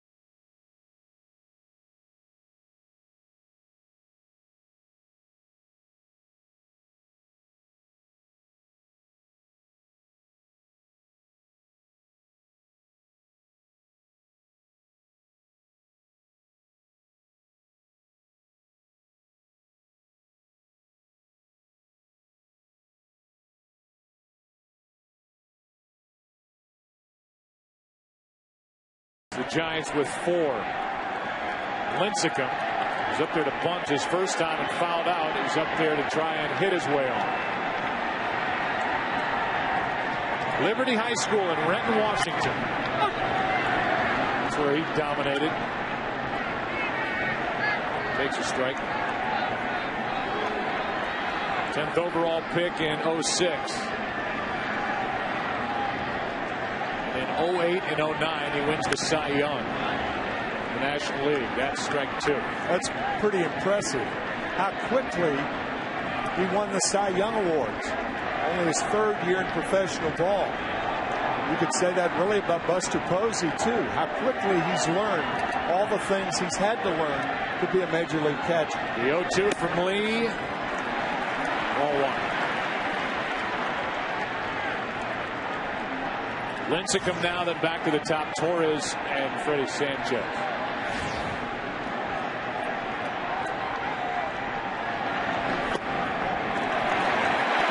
2-2. I think Lincecum would have argued if he was rung up. It's a 2-2 count. Lee has struck out 6.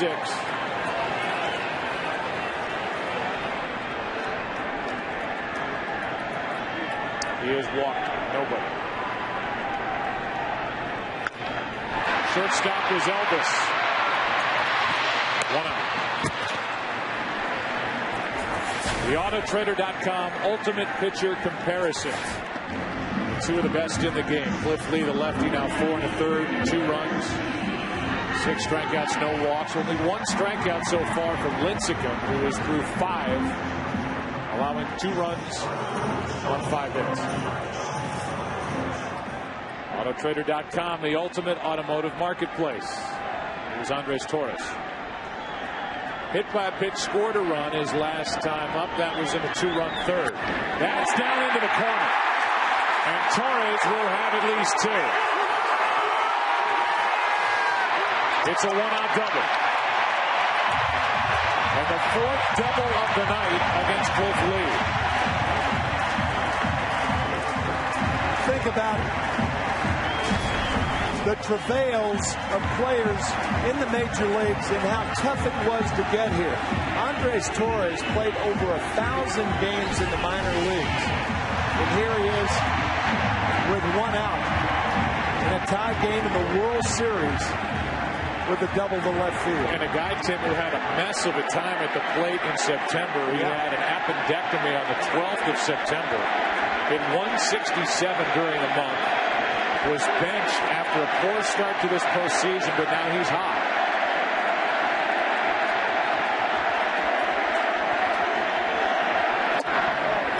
Ball 1 to Freddie Sanchez, who's even hotter. 2 for his last 2.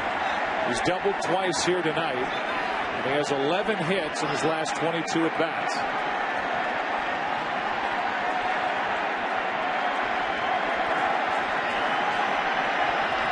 Torres, a runner at second, is 7 for his last 12. That is down into the corner. Foul. Boy, you talk about locked in. Sanchez has 2 doubles tonight. 1 down the right field line and 1 about 8 feet fair down the left field line.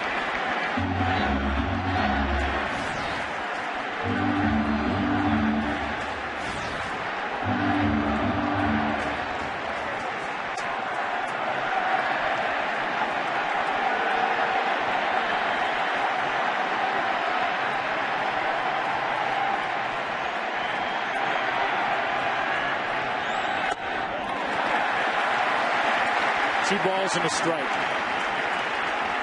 How many times have we talked about, as you see manager Ron Washington of Texas, not only is it a guy who's hot swinging the bat, but you can see how locked in Freddie Sanchez is with the way he's taking pitches. Yeah.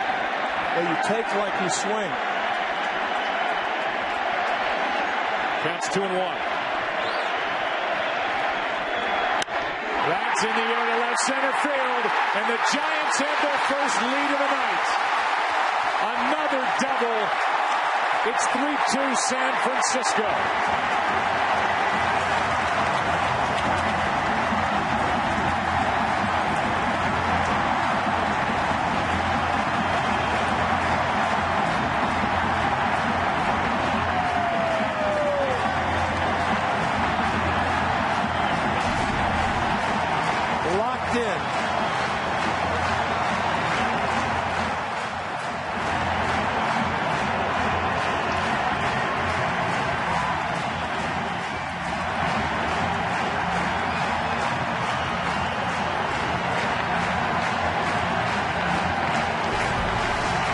visit to the mound from Mike Maddox, the pitching coach. With that, Freddie Sanchez is the first player in World Series history to have 3 straight doubles in his first 3 at-bats during the Fall Classic, and he has just put San Francisco on top for the first time tonight. And Buster Posey, who has an RBI single, 1 for 2, steps in. Breaking ball for strike 1.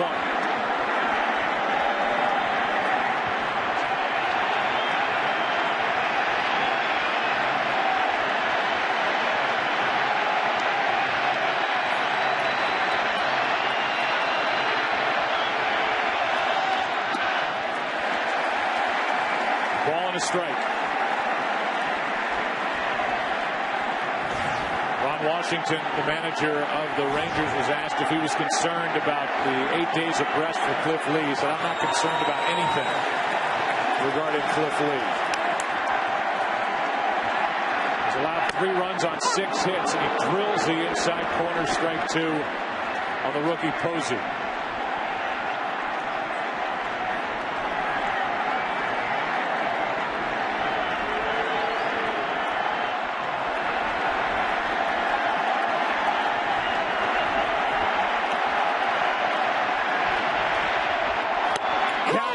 Inside corner, 2 out. Strikeout number 7 of the night. The Bay Bridge, as we tell you, the World Series on Fox is sponsored by Chevrolet, the official vehicle of Major League Baseball. Beautiful night tonight. We may get some rain here tomorrow night. That's in the forecast. Here is a frustrated Pat Burrell, who was struck out twice tonight. Ball 1 outside.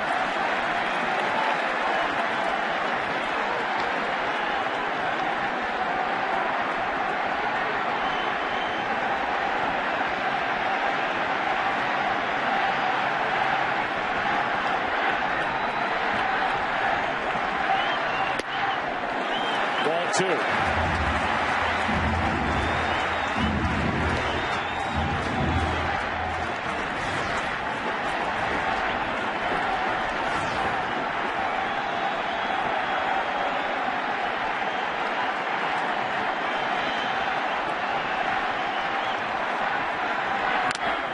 Strike 1.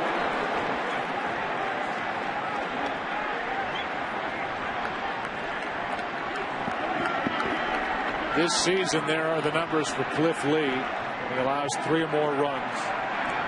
Overall, he was 12-9 with Texas 4-6. But as we've talked about this postseason, he has been untouchable until tonight.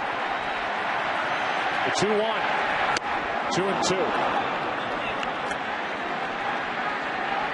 That's that cut fastball, and when he throws it, he puts pressure on the middle finger and actually cuts the ball toward the right-handed batter. Some people call it a poor man's slider. Reacts like a slider, but a hitter can't see the little eye and the slider spin. The 2-2, full count. That's where the deception comes in.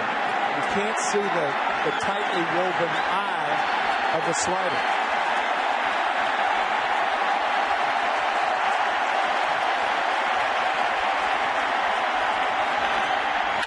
Popped up. Benji Molina gives it a look in foul ground behind the plate, out of play.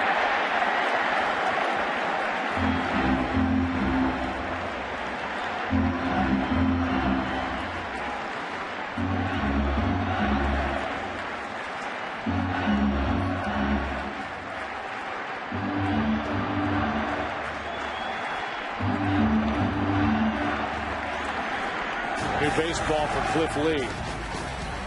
He's trying to get out of this 5th inning. He's allowed a run on 2 hits. In the 6th inning, the Rangers will have the heart of their lineup: Guerrero, Cruz, and Kinsler, 4, 5, and 6.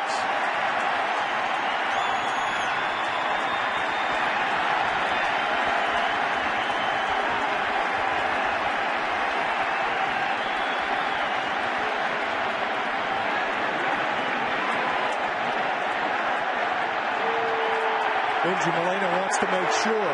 Cliff Lee shook him off a couple of times. And with the runner in scoring position, you've got to make sure. And that's the best way to do it. As Dennis O'Day now is warming, or Darren O'Day is warming for Texas.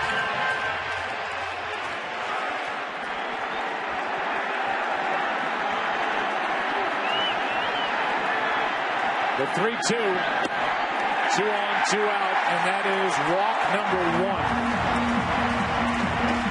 And just the second this postseason for Lee.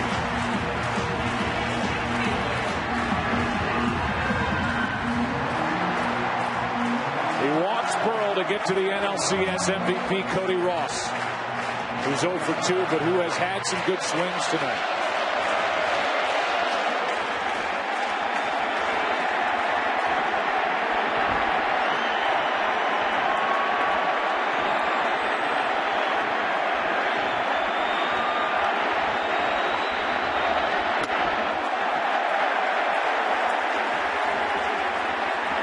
Way out of the strike zone.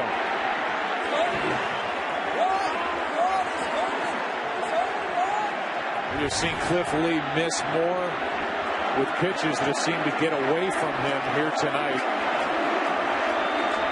And his first 3 postseason starts this year combined. I was thinking about that, about how he has fallen behind the Giant hitters, uncharacteristically.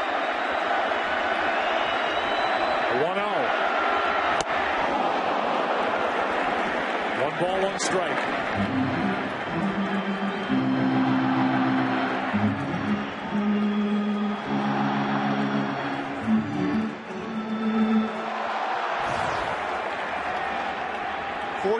of 23 first pitch strikes for Lee tonight. Okay, but not Lee-like. 2 on, 2 out, 1 ball, 1 strike. Strike 2.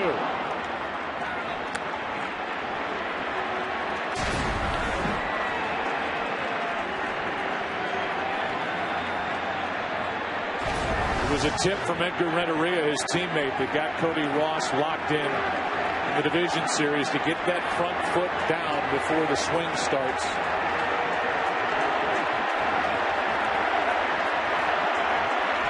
Biggest run producer in this lineup so far this postseason.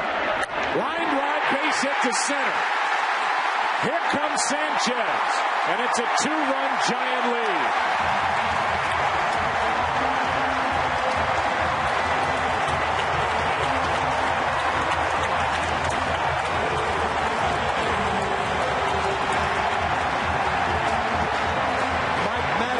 Pitching coach telling O'Day to accelerate his bullpen. Cody Ross. The sequence of pitches. First pitch is high, then a swing and a miss, and a swing and a miss. He didn't miss that one.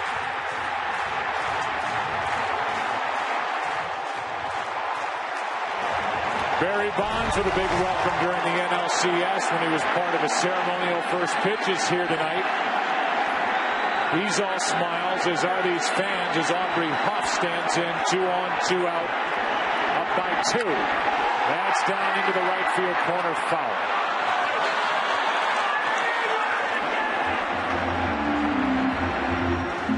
How about overall this postseason for the Giants? 16 of the 34 runs they've scored have come with 2 outs. You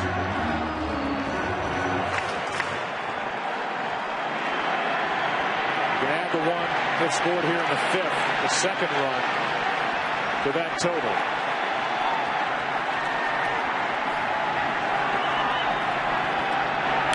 Strike 2 on Huff. I guess the definition of a 2-out hit is one where you don't get it cheaply. For instance, a triple to lead off an inning. The infield's back, a ground ball scores the run. The Giants have hit with 2-out pressure in this postseason.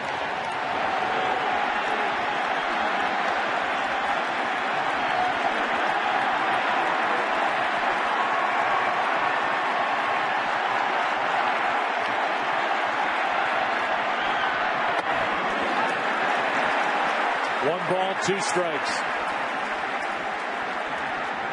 No pitcher that we've seen has made it look easier this postseason than Cliff Lee. Or last postseason. He won twice on the road against the Tampa Bay Rays. He won at Yankee Stadium Game 3 of the ALCS. He has looked invincible until tonight. Another hit. Here comes Burrow. Another run. It's 5-2.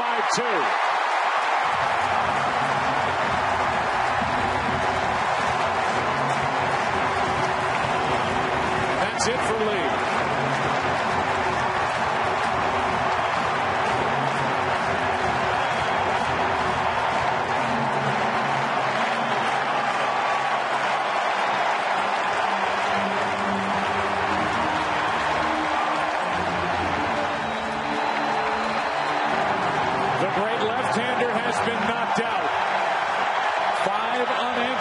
Have scored for the Giants, who lead by 3.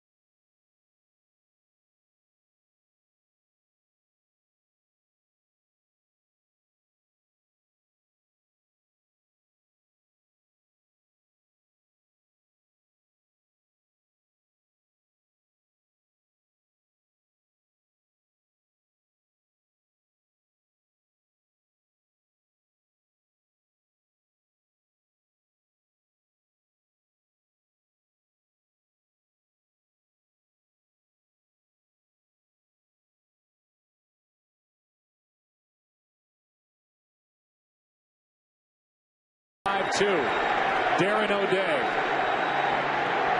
pitching with 2 on, 2 out. Uribe. A frisbee type slider misses ball 1. First 3 starts this postseason for Cliff Lee compared to tonight. What the Giants have done with runners in scoring position. These are the numbers here in 2010, and O'Day gives a look back at Cody Ross.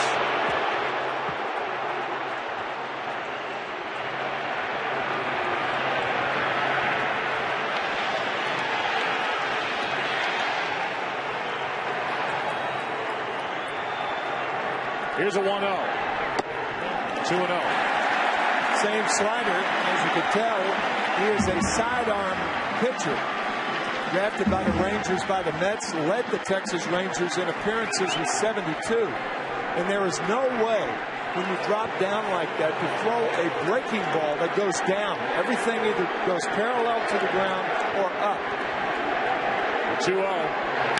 High fly ball to left. Uribe shoots one out.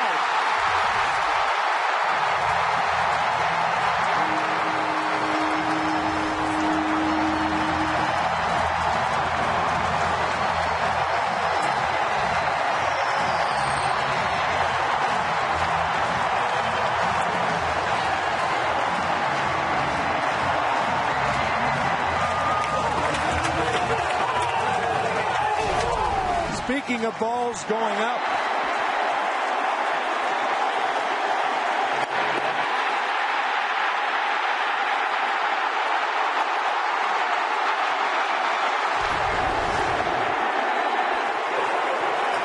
to San Francisco in the 5th.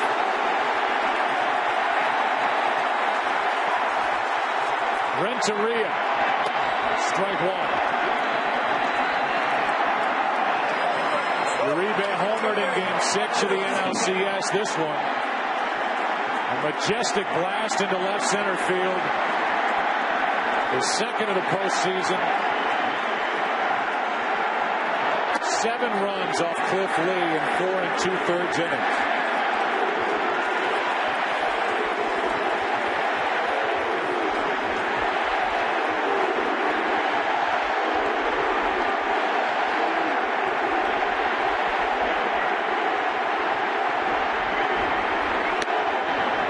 Strike 2 on Renteria.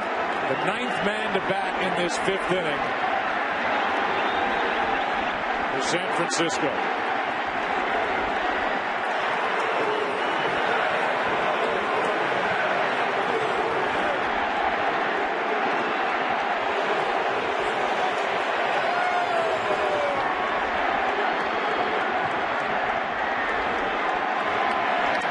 That hits Renteria on the hand, wrist, or forearm.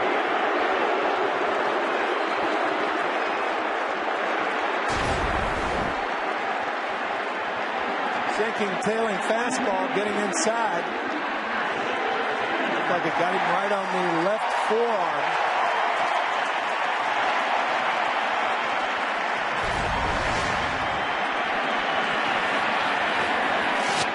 Lincecum stands in, who all of a sudden has got a 6-run 5th inning lead. Pitchers love this. 2 bats in an inning. They know if they get 2 bats in an inning, some damage has been done. Strike one. Lincecum led off this 5th with a ground ball to short. Double by Torres. A double by Sanchez, who has 3 doubles tonight, 2 RBIs. After a strikeout, a 2-out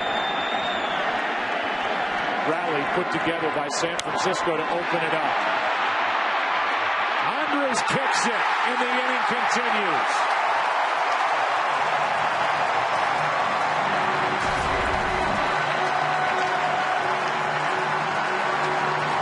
I will guarantee you that had you told Tim Lincecum before the game started that you'll go 0 for 2 in the 5th inning, he would have said, I'll take it. It's an error. And Mike Maddox has to come out and talk to O'Day.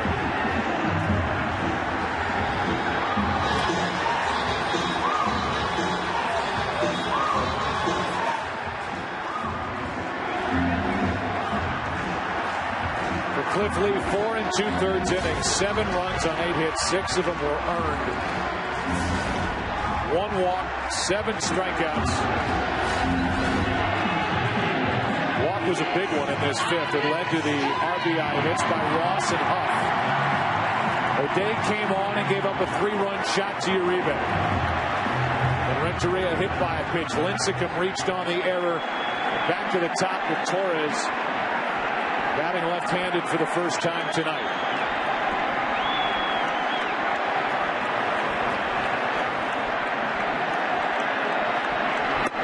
Strike one.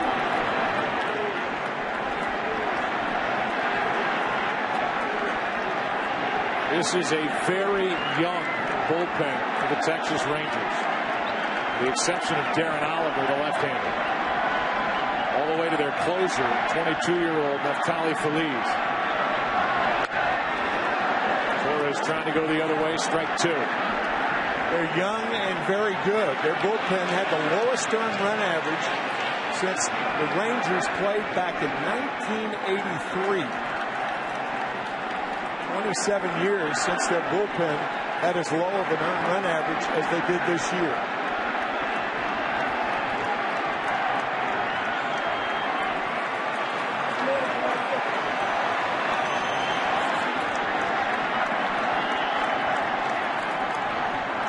The 0-2. Inside. 1-2.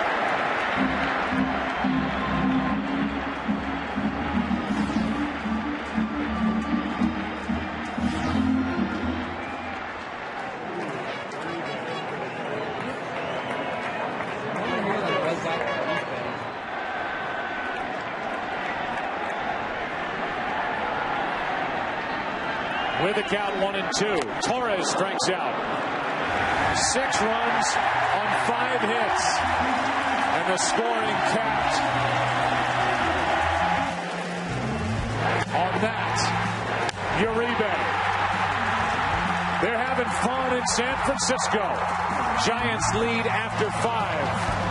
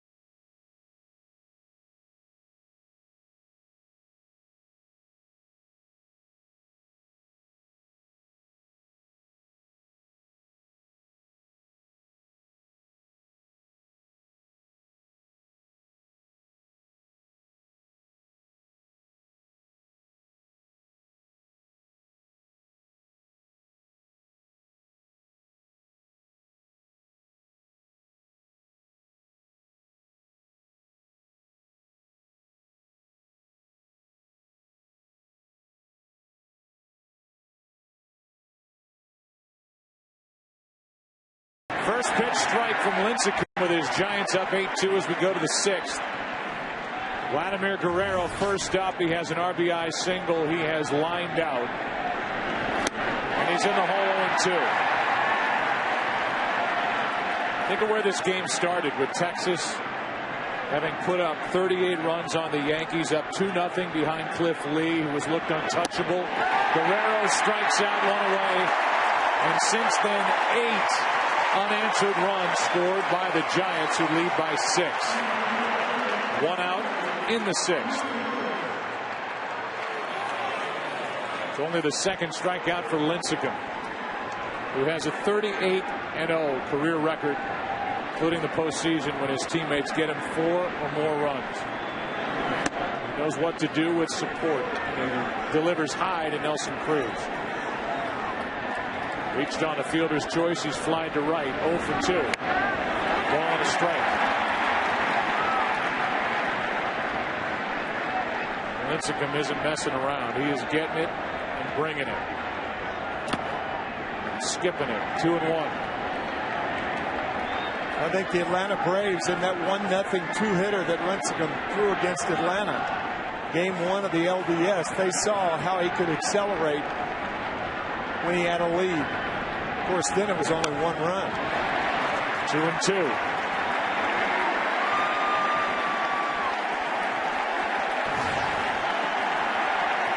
Good pace out there on the mound for Lincecum. 1 out, nobody on. 2-2 pitch. Got another.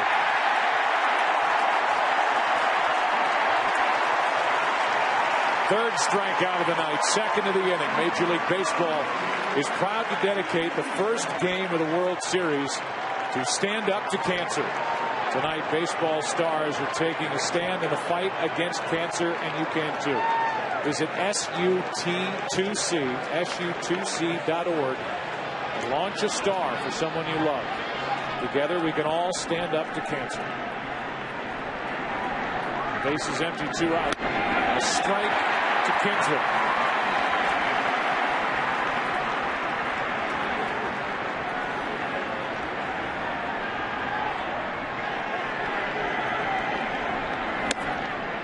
One ball, 1 strike. 26-year-old Lincecum throwing to the 23-year-old Buster Posey. Kinsler with 2 out, nobody on, the 1-1. Strike 2, and Lincecum can strike out the side.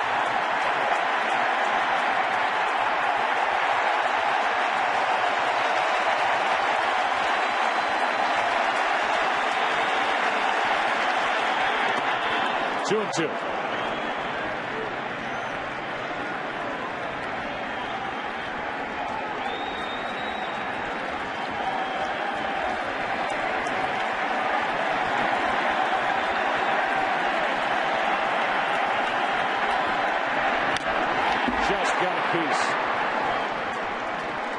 Geico in-game box score for Texas. Texas got a run in the first, 1 in the second. Andrews has a single and a sac fly. A hit for an RBI for Guerrero. Hits for Molina and Moreland. That one almost caught the inside corner, ball 3.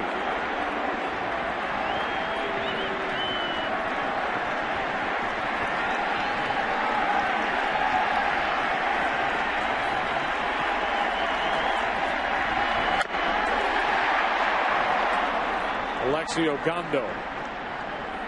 Right-hander is getting loose for the Rangers in their bullpen. Gondo with great stuff.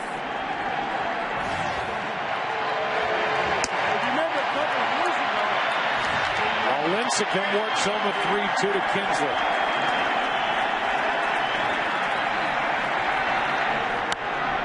Off the hands, another foul.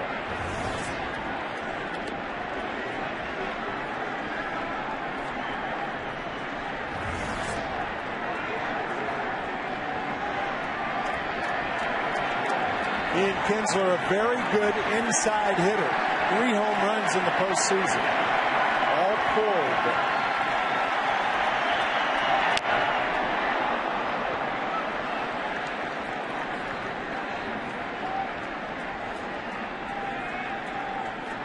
Lincecum made the start in Game 5. Came back with 1 day of rest and worked out of the bullpen in Game 6 of the NLCS. That was on Saturday. Here he is up by 6.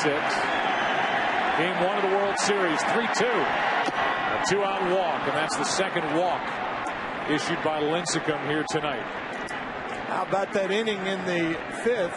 The Giants scoring 6 runs to make it 8-2. It's the first time since 1937 the Giants have scored 6 runs in an inning. That was Game 4 against Joe DiMaggio and the New York Yankees. It was the Yankee Clippers' second year, and of course, a native of San Francisco.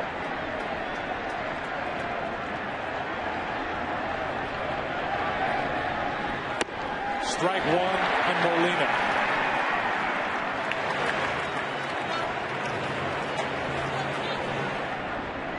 Tomorrow night, a matchup of the lefty C.J. Wilson against the right-hander Matt Cain.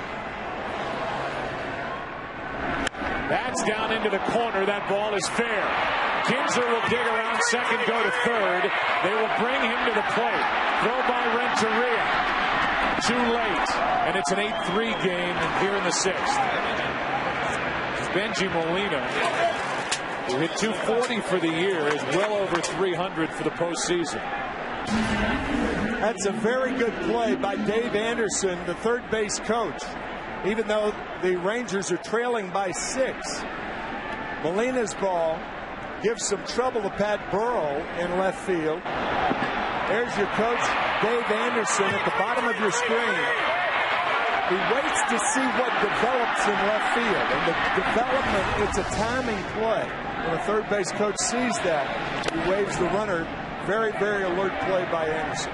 Now Santiago Casilla gets loose for the Giants in their bullpen as Lincecum has given up a walk and RBI double to Molina.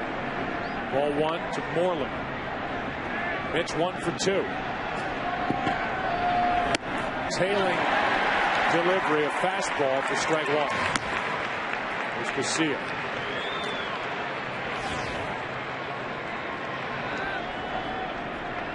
David Murphy has come into the on-deck circle. There's a 1-1. Off Lincecum to the third baseman Uribe, no play. And for the second time tonight, Lincecum has been hit by a batted ball. Well, the first time it was on the inside of the left leg. This time, it's a line drive hit harder, and it's off the left leg. The hamstring of the left leg. Tim drops his glove. It's an infield base hit. So he's been hit right on the inside of the left knee, below the knee, and right in the middle of the hamstring. And Bruce Bochy, I'm sure, will take no chances with Tim Lincecum, the star pitcher. Meanwhile, the Rangers are trying to climb back into this game, down by 5. We have a pinch hitter, David Murphy, to bat for O'Day. And now Dave Righetti, the pitching coach, is talking to Lincecum. Here's back in the first, right below the left knee. And now Moreland gets him in the left hamstring. David Murphy, who's been hot since the 1st of August, hitting .318 with 8 home runs. 38 RBIs, will step in with 1 swing. He could make it a 2-run game. You're right. He's been the hottest hitter on the Rangers in the second half of the season.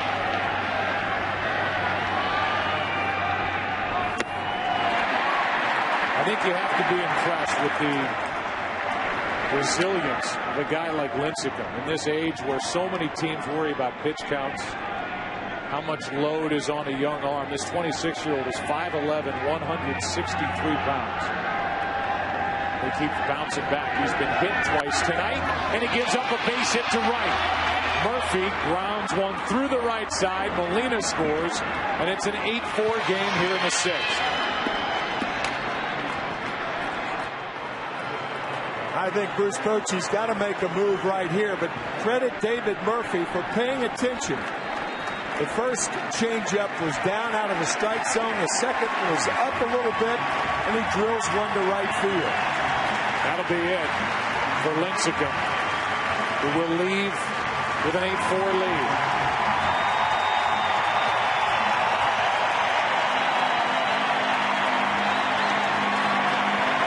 Casilla coming in with 2 on, 2 out.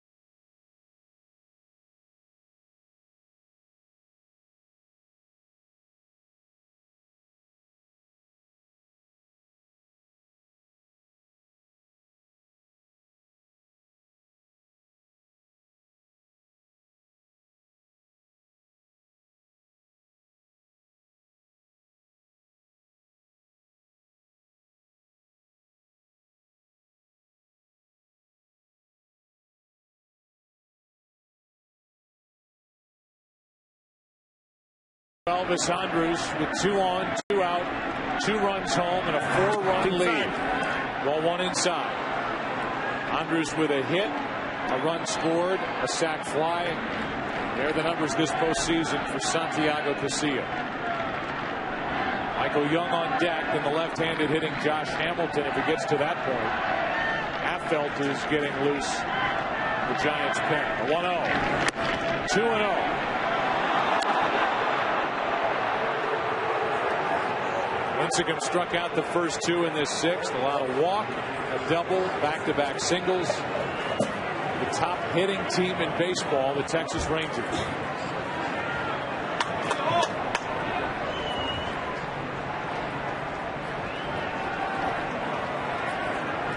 And now Casilla steps off.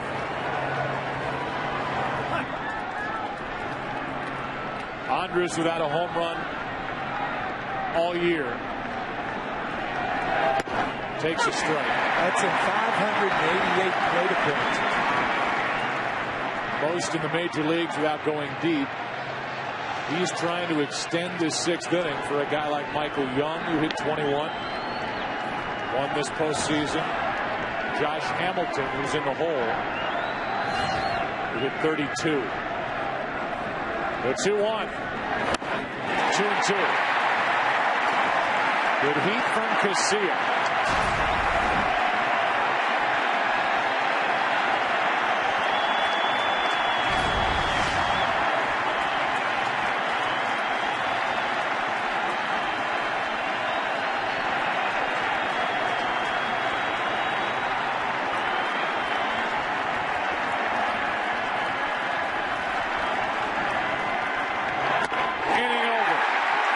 Good work by Casilla. Rangers get 2. Trail by 4 as we go into the bottom of the 6th in San Francisco.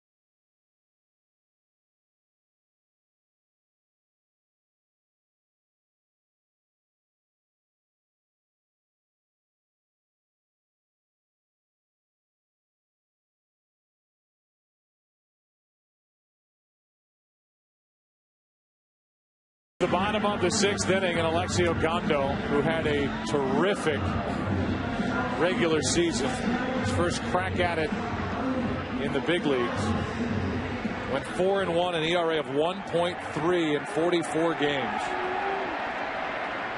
Struck out 39, walked 16 in 41 2/3 innings. Deals with Freddie Sanchez. And if there's one guy who was a hitting star tonight, as the Giants built their 8-2 lead, now it's 8-4. It's Freddie Sanchez. The 0-1 pitch from Ogando. Ball 1. He has doubled. Freddie Sanchez has 3 times. He figured out Cliff Lee.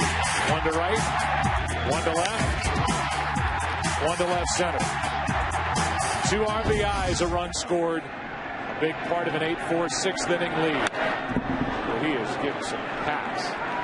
Strike 2. As we said against Cliff Lee, he's locked in, and you can't help but look at that number 21 and think of the great Roberto Clemente from Puerto Rico. The reason I say that is Freddie had his number retired at Burbank High about 5 years ago. It's a big honor in Burbank High, famous for a lot of movie stars and directors. Tim Burton went there. Debbie Reynolds went there. 2 balls, 2 strikes. Been doing your reading during that. Yeah. He's proud of that number 21. Giants are glad they traded to get this guy from the Pirates. As the count goes full, trying to reach base for the 4th time tonight.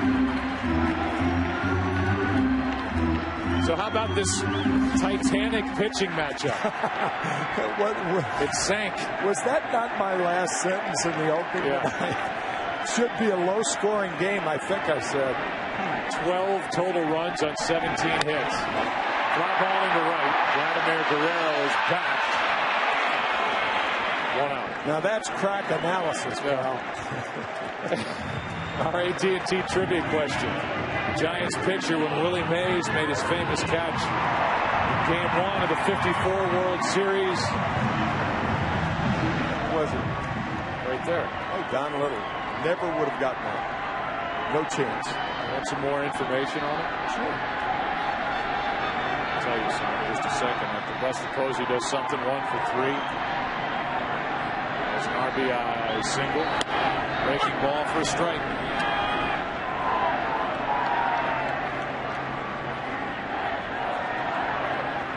Replace Sal Magri. Don Little. Larry Doby only advanced from 2nd to 3rd on that catch. Grissom was brought in to finish the inning. The Giants won it in the 10th on a pinch hit 3-run home run by Dusty Rhodes. Little was the starting and winning pitcher in Game 4 of the series, which completed the Giants' sweep. Last time this franchise moved out here in '58 won it all. Yeah, that was a year in which the Cleveland Indians won 111 games to finish 8 games ahead of the New York Yankees. The Yankees won 103 games that year and finished 8 games back. Here's a 1-2 from Ogando. On the outside corner, 2 out. So now as we welcome you inside our booth, I mean, we came on talking about this great pitching matchup, Lee and Lincecum. I think you really have to be impressed with San Francisco. They didn't blink, down 2-0 in this quote-unquote group of misfits. They just keep coming at you. They kept hacking at Cliff Lee and did a great job, led by Freddie Sanchez with his 3 straight doubles. They had a lot of good things happen offensively for the Giants tonight through the first 6. Strike 1 on Burrell, who's 0 for 2 with a walk and a run scored. Gondo's come on to get Sanchez. Struck out Posey. The 0-1 to Burrell. Ball and a strike.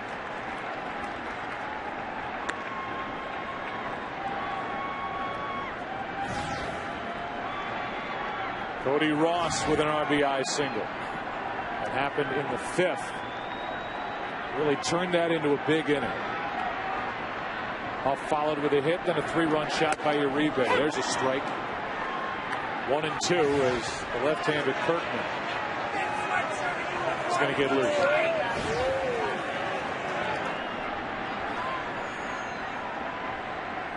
Ogando not in awe of this situation. He has fired strikes. And there's another as he blows it by the bat of Pat Burrell. 97. A 1-2-3-6. 8-4 as we go to the 7th. Josh Hamilton due up second. Catch the new comedy from Warner Brothers Pictures. Due date in theaters everywhere. November 5th. 8-4.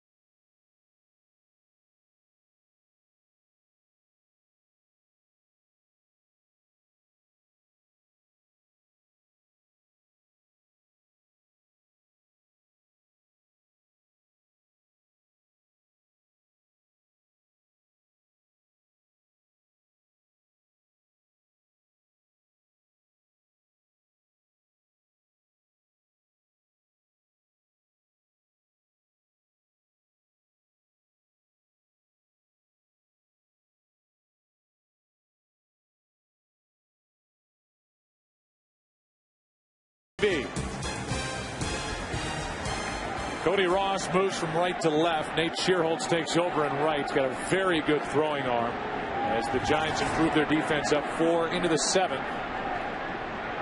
And Santiago Casilla, who came on to finish the 6th strikeout of Andrus, deals with Michael Young.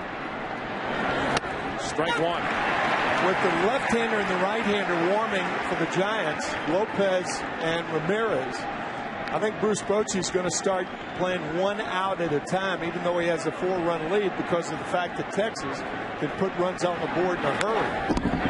Strike 2. I think Lopez will probably come in to pitch to Hamilton. Then he'll bring the right-hander in to pitch to the right-handed batter. Guerrero would be the next one.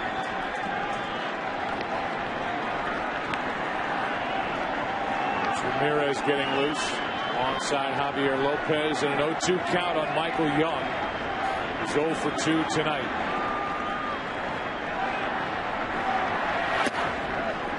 Ball 1. That's Bruce Bochy's slogan here in the postseason. All hands on deck. That was evident in Game 6 of the NLCS when he used Lincecum in relief.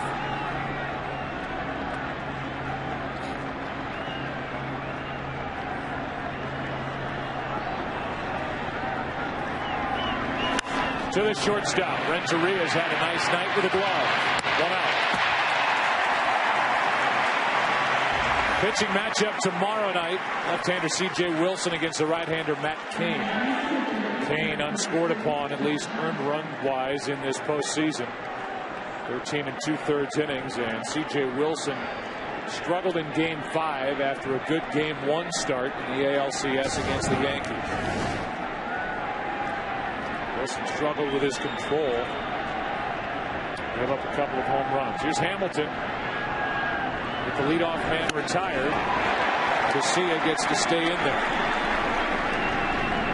That's right. That's what Bochy is saying by that non-move.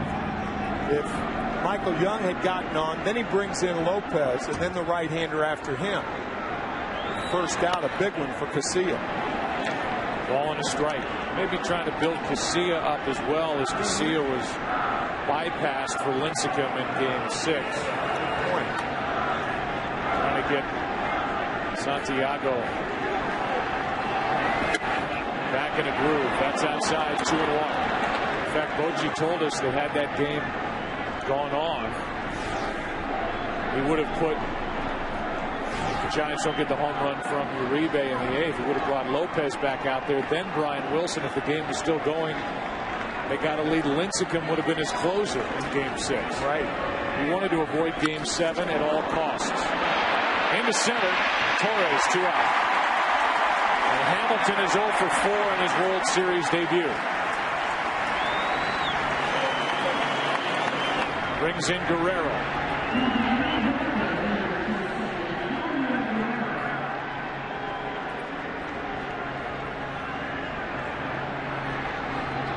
Vladimir's night, an RBI single in the first. Hit one off Lincecum, who was hit twice by a batted ball tonight, 1 for 3.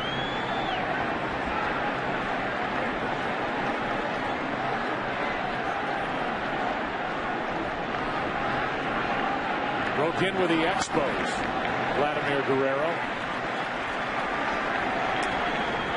Had some great years with the Angels. The American League most valuable player in 2004. His time fizzled there. His knees really bothering him. He had procedure done. He rested up. His legs back underneath him. It has really helped his hitting. Off the glove of Huff and into right. Tried to short hop it. Couldn't make the play. And the top of the 7th inning continues. We'll see how it's going to be scored. Aubrey did try to short hop it. Backhand short hop. Tough hop. But a play that should have been made. He's made one error in this postseason, Aubrey. Still waiting on the official scorer's ruling. Here is Nelson Cruz. Nelson hit 22 home runs during the regular season. It's an error. An error on the first baseman, Aubrey Huff.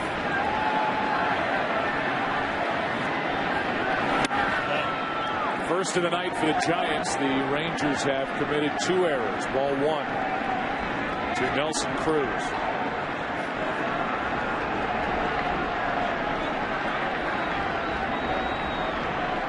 Break it open home run at home in Game 6 against the Yankees and against David Robertson. It was in Game 6, the clincher. Arlington went crazy. They lost 3 consecutive postseasons when they had been involved with the Yankees and finally got past them. That's on the inside corner, 2-1. Texas lost in 96, 98, 99. This is the first time they've been in the postseason since 99 and obviously their first World Series.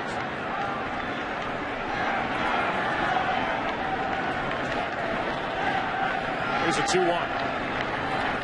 Cruz floats one into right center field. Sanchez out to get it. 7 left on the night for the Rangers. An 8-4 San Francisco lead as we head toward the bottom of the 7th. A game summary. Cliff Lee, 2 earned runs this postseason coming in tonight. 4. Freddie Sanchez, 3 doubles. His first 3 World Series at bats, that's a record, and the Giants broke it open with a 6-run 5th inning capped on a 3-run shot by Juan Uribe. So as we wait for the bottom of the 7th, we join public address announcer Ronnell Brooks Moon for the introduction of God Bless America.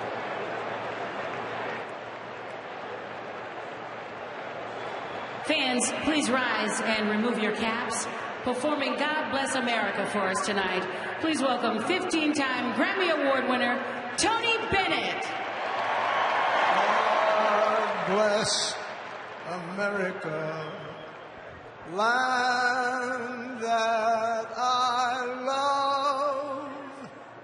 Stand beside her and guide her through the night with a light from above, from the mountains to the prairies, to the ocean, white with foam. God bless America, my home, sweet home. God bless America, my home, sweet home.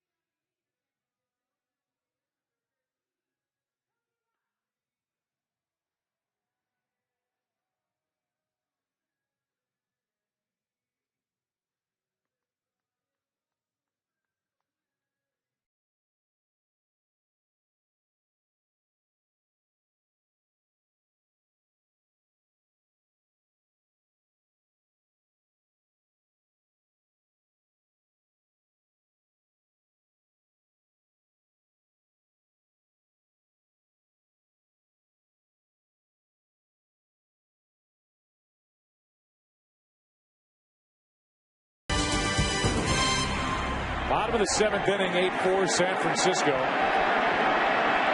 Gondo back to the hill. Cody Ross first up. How about Tony Bennett? Oh. God bless America. 84 years old. Goodness. How does he hit those notes? I have no idea. What an instrument. That's actually the second performance he's had here tonight in front of a packed house. I'll give you a little taste. I left my heart in San Francisco after Cody Ross, who's at the plate with a 1-1 count.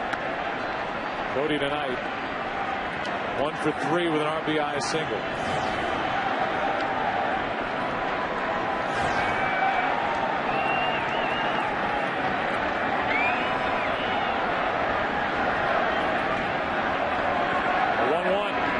Strike 2. 97 with movement. As Cody Ross in the hole.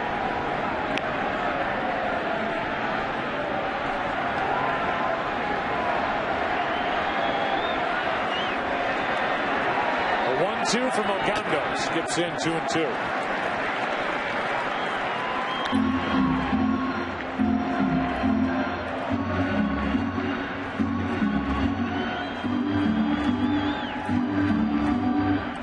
Just turned 27.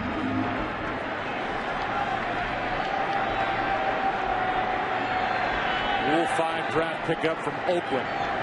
The 2-2. Foul. You cannot underestimate or talk about enough the job that John Daniels has done putting this Texas Rangers club together. You consider the body of work of the last couple of years, what's going on as they have added to this team, made trades, reshaped this roster coming into this season, during this season. His fingerprints are all over this team as Ogando strikes out. And we go back to the bottom of the first inning, some more Tony Bennett.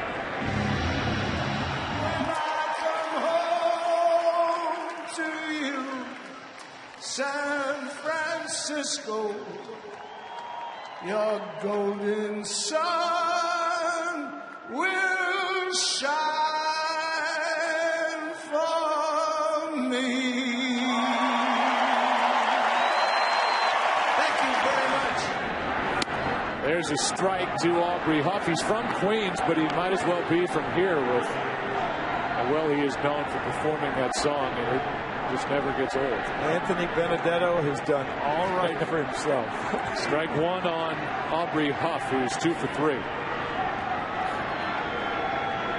0-1. Line drive into right. Third hit of the night for Huff, who's batting in the number 6 spot. Shifted down there because of the left-hander Lee making the start tonight. He had been hitting third the majority of the postseason. Is Uribe. Bruce Bochy is probably thinking with the pitcher up third that he could pinch hit Ishikawa and keep him in the game at first base, take Huff out of the game and move the pitcher in that spot, particularly with Romo warming in the bullpen.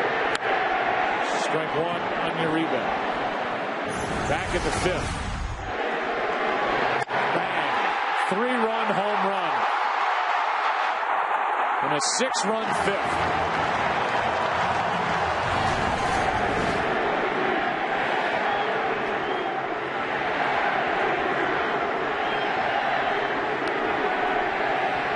There goes Huff, hit and run, a swing and a miss. Out at second is Aubrey Huff, 2 gone. What a quick release by Benji Molina. Ball hardly has time to touch leather. In fact, he even ducked his head when he made the catch. Just a great throw from a guy whose family can throw. Yadier, Jose, and Benji. The legs of Ian Kinsler prevented Aubrey Huff to get to the bag. Clearly out.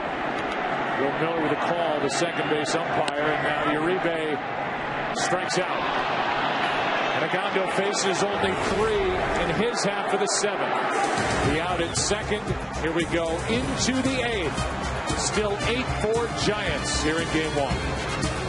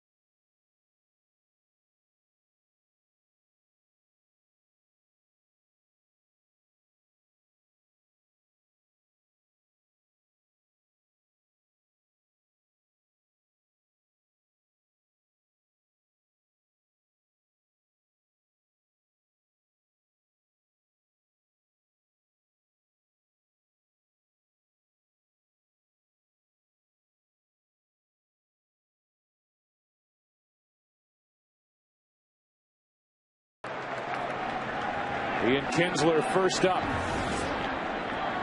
against Sergio Romo. Good work by Casilla. Hitting it a 3rd, 1 strikeout, all zeros.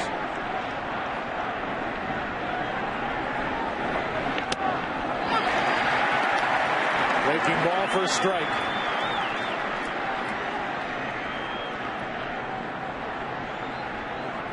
Numbers this postseason for Romo. From the 1st of September to the end of the regular season was lights out. On the outside corner, strike 2.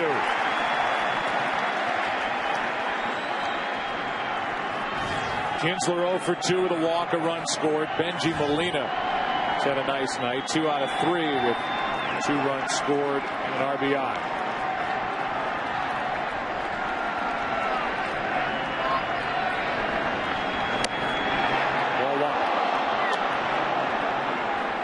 If you're somehow checking out the San Francisco Giants for the first time this postseason and you like that beard, it's a good one. Ryan Wilson, the closer for the Giants, has it topped just in appearance. More than one beard to fear. And it's coloring. Here's a 1-2. Fooled on the pitch, might go for a hit. Kinsler is on to start the inning, and Huff saved it. And now Kinsler will be out. He rounded the bag, and he's tagged by Huff. What a play by Aubrey Huff. So it's going to be a base hit for Kinsler. Fine bare hand pickup by Sanchez, but watch the play by Huff. Kinsler thought the ball was fine. There's no way that Huff can make it, thought Ian, and he's tagged out because he went towards second base. Once you make that move, you're dead.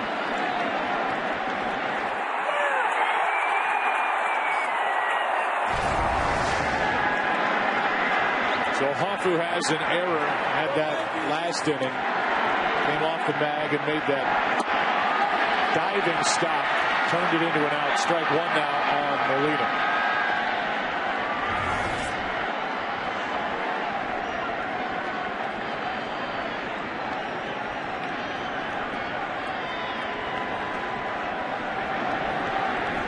Here is the 0-1. Breaking ball's popped up. Foul territory out of play. Here's the other beard. Doesn't have any 3 runs per second. Brian Wilson. 3-run gap for a second. That is. That fans buying fake beards. That's not fake. It just looks it. It's like it's from a kid's disguise kit. It is dyed. Well, yeah. Although he won't admit that. No. Well, when you get a little older, believe me, you have to start doing stuff like that. Here's the 0-2. 2 out as Romo gets the strikeout. The World Series on Fox, sponsored by Taco Bell. Think outside the bun. By DirecTV. If you call yourself a sports fan, you got to get DirecTV. And by MasterCard, the preferred card of Major League Baseball. Bruce Bochy makes his way out of the dugout. Romo goes 2/3. Allows a hit, gets a strikeout. Javi Lopez coming in.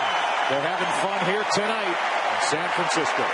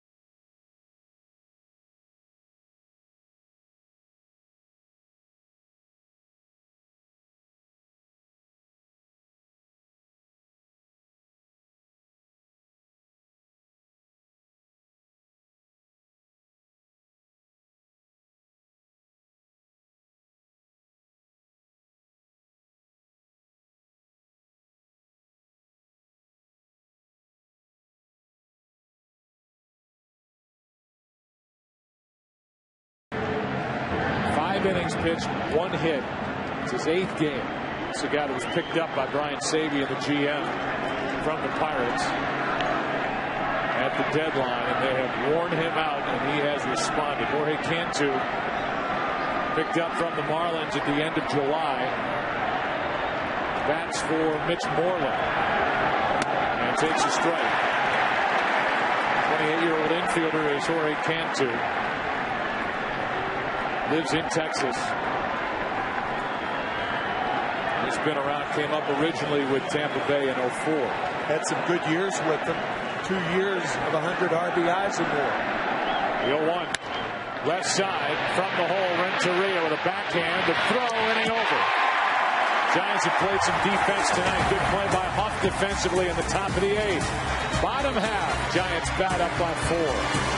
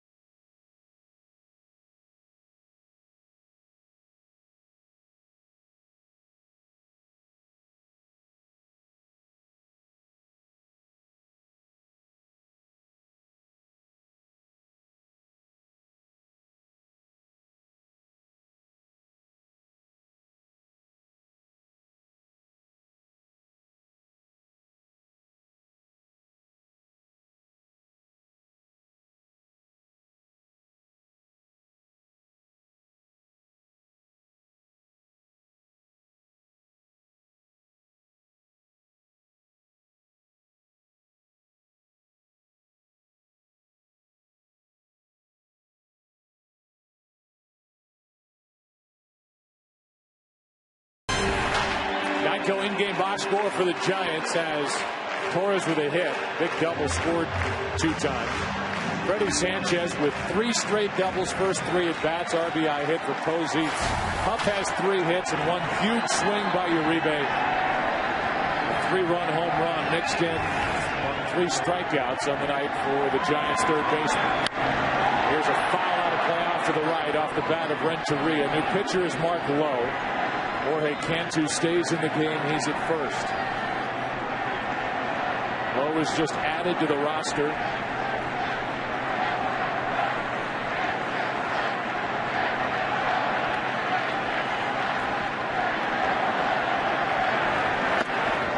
Breaking ball is in after Renteria. Ishikawa has come into the on-deck circle. And then Andres Torres.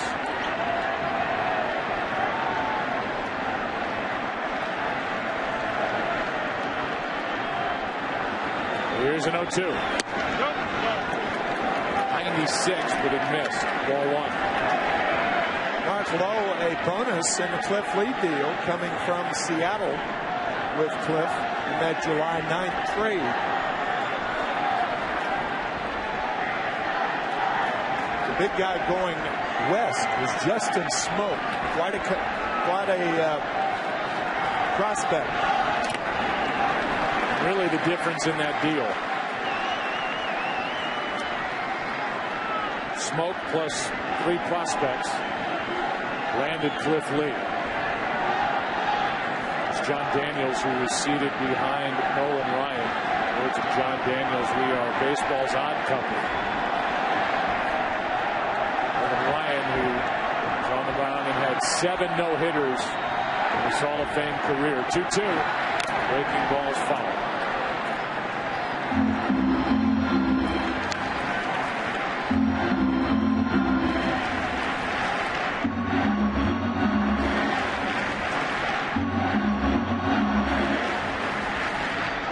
The Giants offense tonight. 8 runs, 10 hits, 6 of them extra base hits. Runs and extra base hits are postseason highs here in 2010. Bruce Bochy's offense. That's into right. Base hit. Guerrero has it go by him. Renteria will end up at second, maybe third. He will turn and go. The throw by Andrus is not made. Runner at third, nobody out.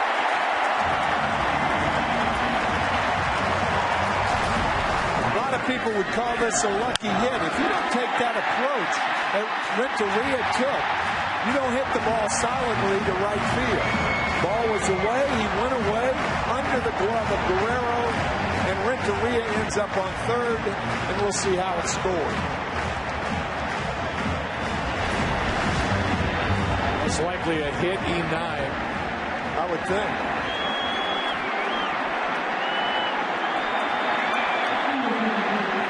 That's what it is, and it's the 3rd error of the night for Texas. Infield comes in for Ishikawa, batting against Lowe.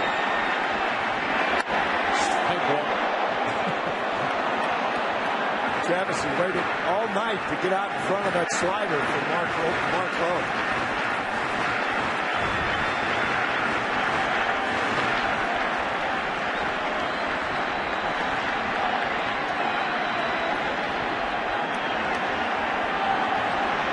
Hit this postseason for Ishikawa. The 0-1. Ball and a strike. Coming up on the top of the hour here in the West, 8 o'clock, 11 o'clock in the East. World Series game number 1. Texas at San Francisco. It's us. Glad you're with us. 1-1 pitch way outside. 2 balls and a strike.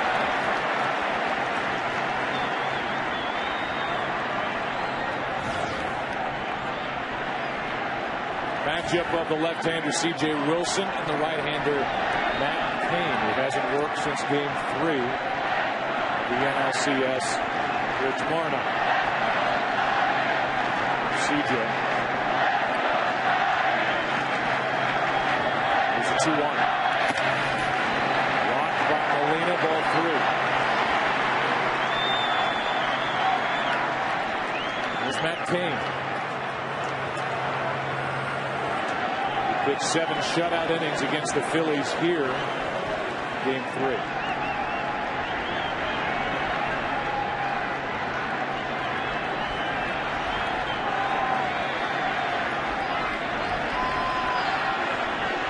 The 3-1. Down the left field line. Going to get it. Cruz over his head. Another run. An RBI double for Ishikawa. It's 9-4.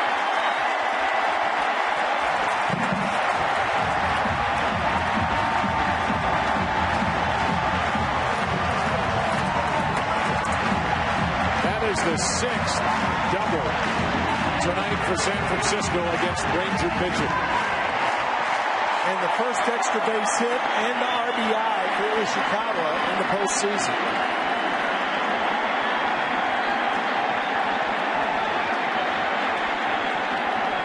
Now Kirkman, the left-hander, is going to get loose again.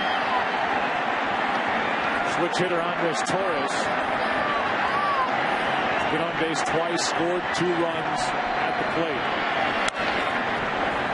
Strike 1.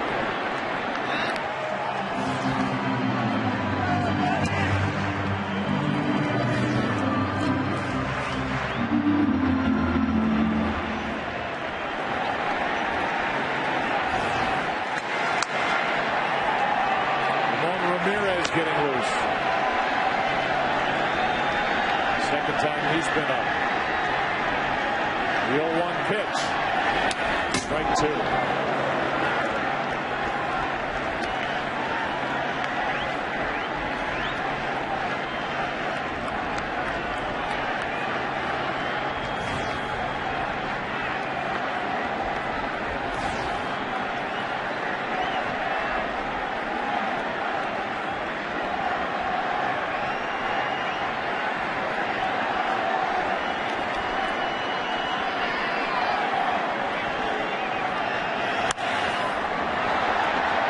Third base side for Young.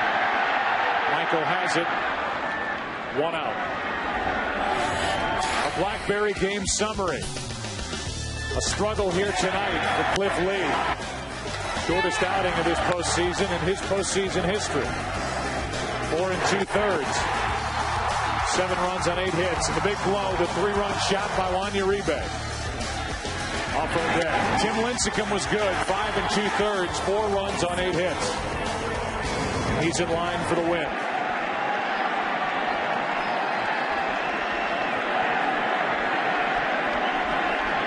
Lee is in line for his first postseason loss and 7 wins. Here's Sanchez. Strike 1.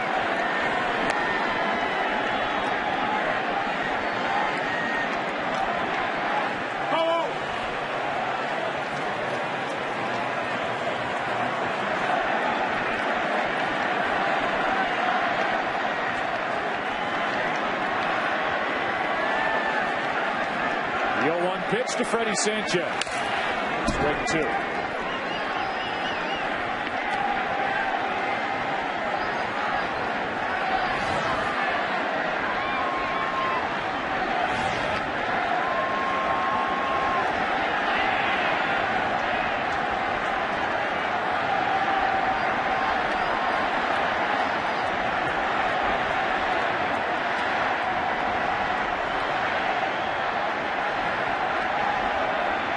The 0-2 pitch. Ground ball, base hit down the right field line. In to score is Ishikawa. Digging for second is Freddie Sanchez as Guerrero has more trouble out in right. Another run, and it's 10-4. And the 4th time in this game that Freddie Sanchez has ended up at second base. However, I think this will be a single and an error because Sanchez had stopped at first base and then the bobble by Guerrero. And then Freddie took off and went to second. So an RBI single, I believe, and an error on Guerrero.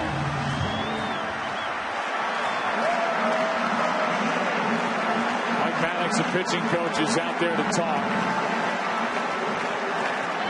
We want to congratulate the Minnesota Twins, Michael Kadire, and their fans for helping the Courage Center's Junior Rolling Twins receive a Pepsi Refresh grant, which will go toward building a new home field. To learn more about what the Pepsi Refresh project is doing in your community, go to refresheverything.com. They have ruled that a double. I'm with you. Freddie Sanchez had basically stopped going to first. It's not a single in the second error in the inning for Guerrero. It's a double in the 4th of the night for Sanchez. Once you stop, you slow down, you can see the single, you've driven in the run. And then you go to second on the bobble by Guerrero. And to me, that's a single and an error, but no error given. 4th double of the night now for Sanchez. And his 3rd RBI. That is damage out of the number 2 spot. In front of Buster Posey, who has an RBI hit. He's 1 for 4.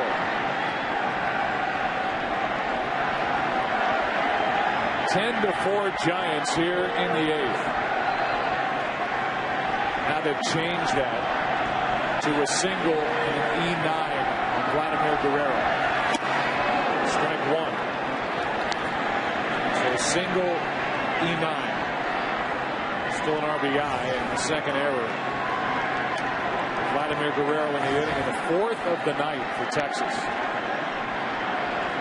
We talked to Ron Washington, the manager the Texas Rangers about Guerrero and right. He said he's a prideful player. He will handle himself fine and right. He was moving around well.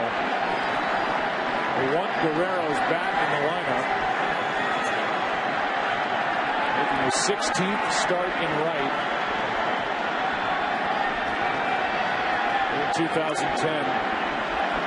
And he's kicked it twice here in the 8th.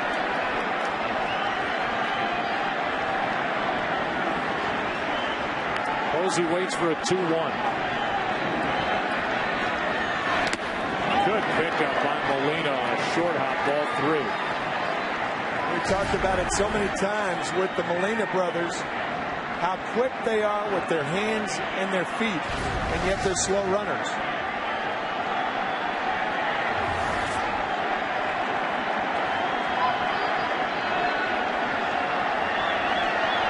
Gifted receivers, all 3.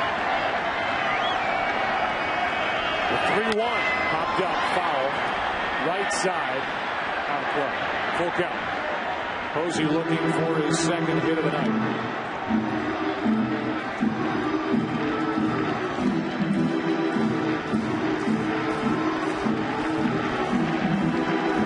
Joe, you received a text as we look at Joe Montana.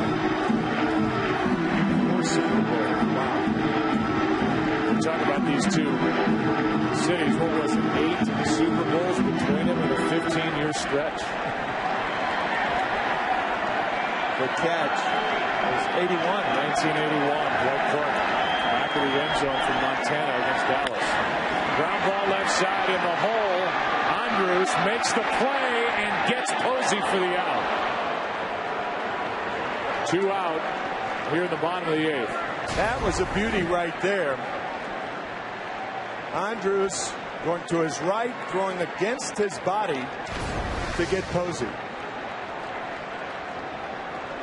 Kirkman is coming in. Shearholtz is coming up. We're in the bottom of the 8th inning. Game 1. The Giants lead by 6.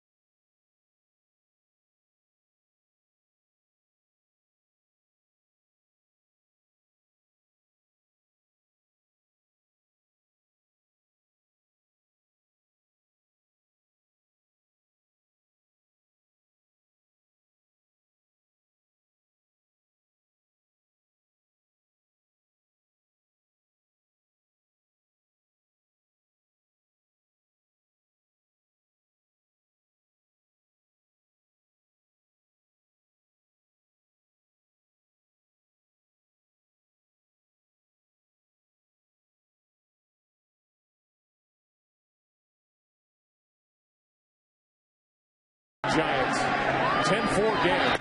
And a strike on the outside corner.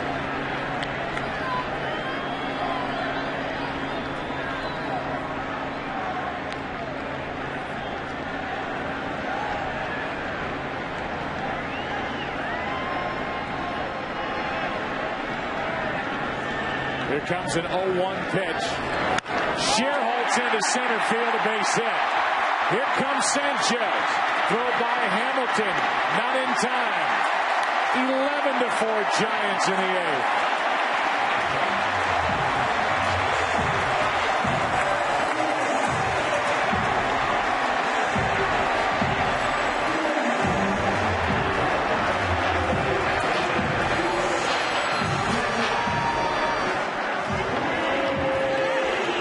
Shot of Nolan Ryan by director Bill Webb. Nolan Ryan more than anybody, knowing that some nights it's just not pitchers' nights, and this is one of them for the Rangers. The last World Series game that was played here in San Francisco back in 2002, Game 5, the Giants scored 16 runs. Jeff Kent had a big night that night. Tonight, 11. And the conversation coming in was, how are the Giants going to score runs, especially tonight against Cliff Lee, this good young bullpen? 11 runs on 14 hits.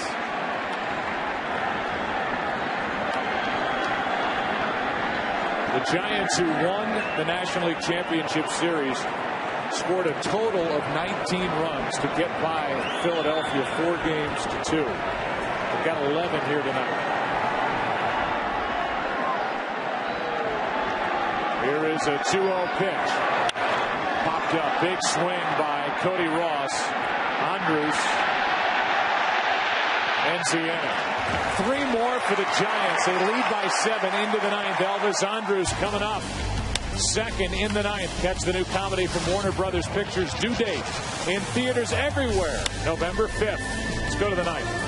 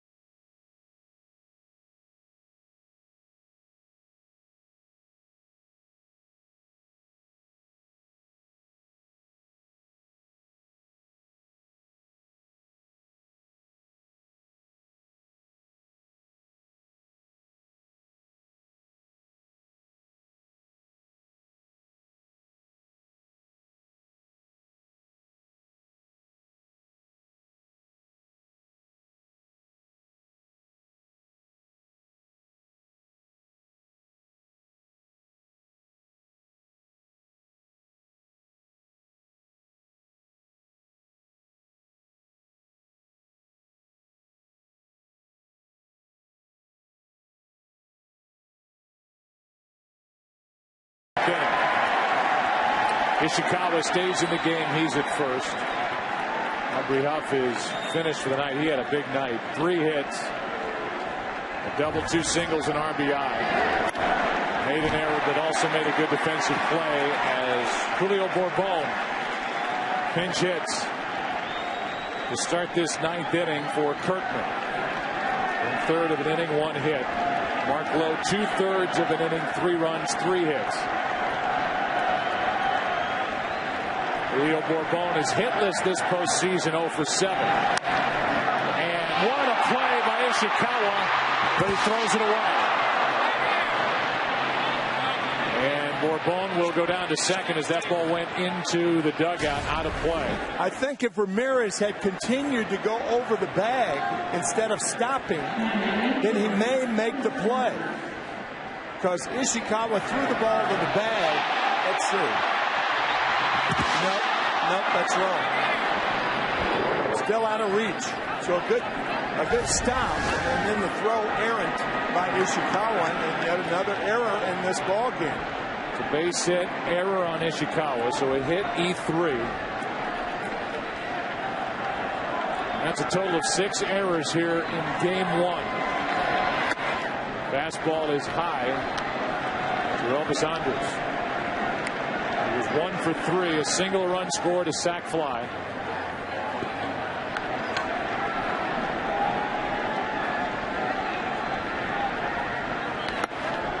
Two and 0. And now Affeldt, the left-hander, gets loose. On deck is Michael Young. 7-run Giants lead here in the 9th. 3-0 from Ramirez.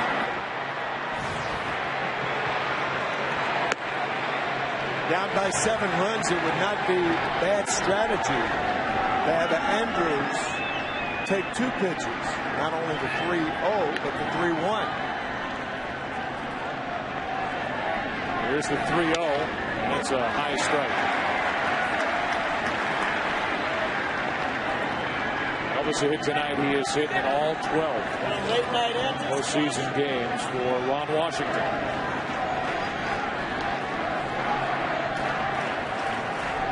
3-1. A walk follows the hit and the error, and here comes Dave Righetti. Pitching coach for the Giants in his 11th year here in San Francisco. He guided the pitching staff back in 2002. Bruce Bochy came aboard in his 4th year, and he wanted to keep Dave Righetti around. Game 2 tomorrow night, 7:30 Eastern, 4:30 Pacific. Our producer Pete Macheska. Our director is the great Bill Webb, calling all the shots here tonight in the truck. Jonathan Evans punching the buttons. 1 on, 2 on, nobody out, and here is Young. It's going to take a lot for the Rangers to make this interesting here in the 9th. Young is hitless, as is the guy on deck, Hamilton. Strike 1. Yeah, any way you look at it, this will be the last batter for Ramon Ramirez with Hamilton coming up. 0-1.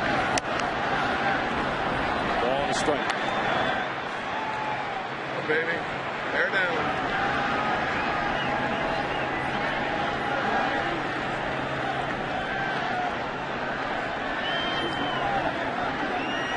Here's a 1-1. 93 from the former Boston right-hander. It's 1-2.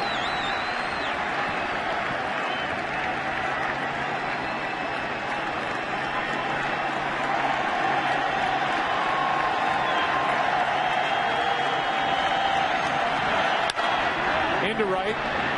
Coming to get it is Shearholtz. 1 out. And that's going to be it for Ramirez. Affeldt, who was a big reason why the Giants won Game 6 with his 2 innings of relief work, will check in. Ramirez will check out. We will step aside. Top of the 9th inning, 2 on, 1 out. 11-4. Giants leading here in Game 1.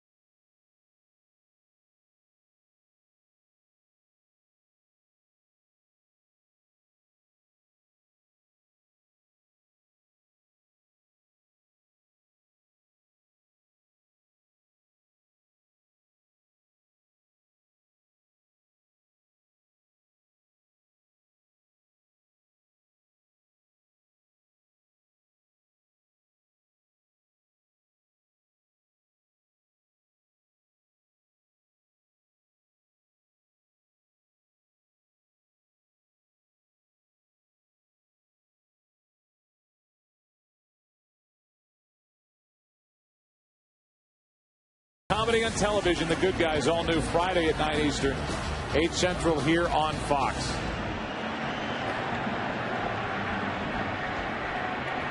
And Affeldt, this postseason, has been getting better and better. Came on to restore order after 2 rough innings from Jonathan Sanchez as the starter in Game 6 of the NLCS at Philadelphia. Deals with Hamilton. 2 on, 1 out. Josh bounces in there, and the runners advance on a wild pitch. Cannot say enough about Jeremy Affeldt in that Game 6. His first pitch, however, skips by Buster Posey over his glove. But retiring the heart of the Phillies order with 2 on and nobody out, a 2-2 game at the time. Chaotic situation, potentially. And he restored order, as you said, Joe, and then the bullpen went and took care of everything else. 7 innings. Good breaking ball in for a strike. My favorite part of that night and the story after the fact was what Mark Gardner, who was the bullpen coach, said to Affeldt when the benches had cleared after the Utley Sanchez incident, which happened in the middle of the dime, and the bullpen's emptied. Mark Gardner said to Jeremy, "You stay here and get locked in.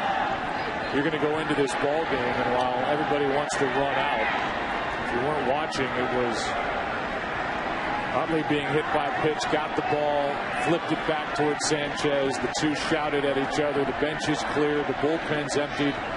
Mark Gardner said, "Stay here, Jeremy, and get locked in because you're going to have to go into this game." He did get locked in. Came up with 2 big innings for the Giants. Counts 2-1 on Hamilton. Now 3-1. Mark Gardner, himself a major league pitcher for the San Francisco Giants, knowing full well what getting locked in means and conveying that to Affeldt. Hamilton trying to reach for the first time tonight. There's Mark. 3-1. Chop foul.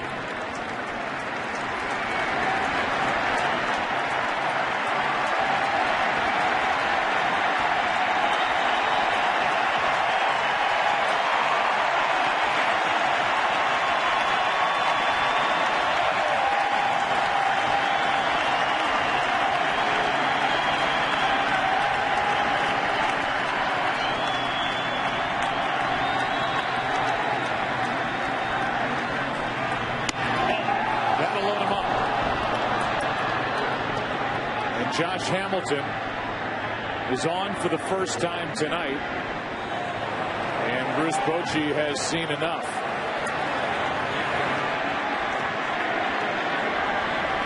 The dynamic closer for the Giants coming in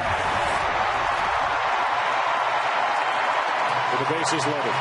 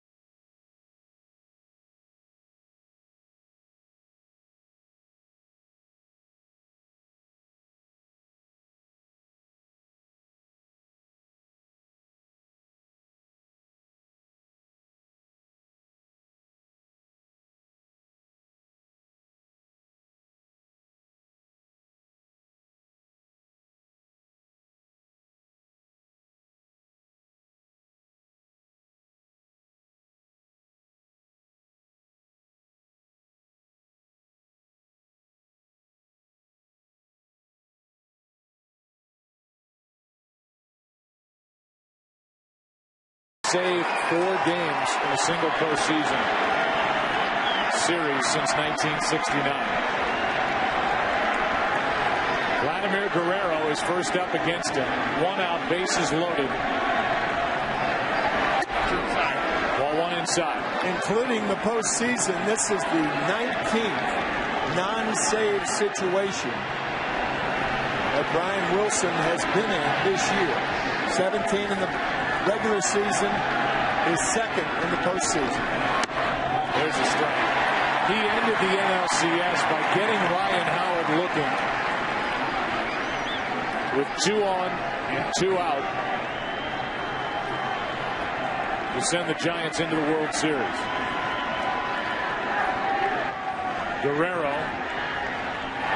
lines one into right. Shearholtz will make the catch. He will show off his arm. Throw to the plate is cut off. And Bourbon, who led off with a base hit, scores. It's 11-5 with 2 out. That run belongs to Ramirez. And now it's first and second, 2 down. You know, it's one of those odd situations in baseball, Joe, where the San Francisco Giants just wanted an out. And yet Vladimir Guerrero goes back in the dugout and they shake his hand for scoring the run from third with 1 out. Oh, it's an insignificant run because the Giants are 1 out closer to winning the game. With 2 out, strike 1. Nelson Cruz, 0 for 4. Andrus and Hamilton, the runners.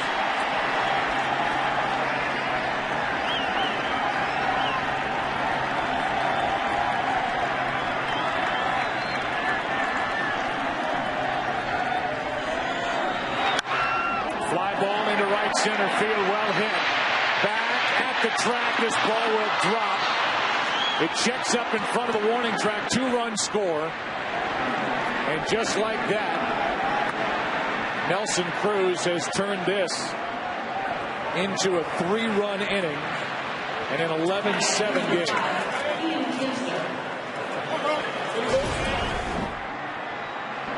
Tremendous power the other way. This is it, and close to the deepest part of the ballpark. Shearholtz or Torres can't get to it, and when it hits, it just bites. Like a Joe Buck 9-iron. Yeah. Rolled off the green. Runner at second, 2 out. Kinsler takes a strike. It's a 4-run game. Ramon Ramirez goes at third, allows 2 runs on 1 hit. Affelt, the man he walked, came around to score. And now Wilson tries to end it. What a night. That's strike 2. Not a healthy night for pitchers. And a game started by Cliff Lee and Tim Lincecum in a 9-inning game, with Wilson's the last one on the mound, to tie a record. 12 pitchers used here tonight between these two sides, and 18 runs. Just proves that coming in, we have no idea what we're talking about when you see us stand up on camera before the game. Pitching. Great matchup. Unbelievable. Hey. 0-2 the count. Runner at second, 2 out. Just don't listen. Wilson. High for ball 1.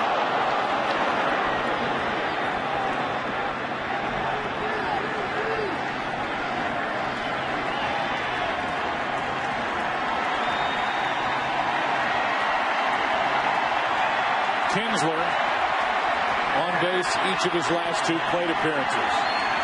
Set up at 1-2. 2-2. And the Texas Rangers need 2 more base runners to have a chance.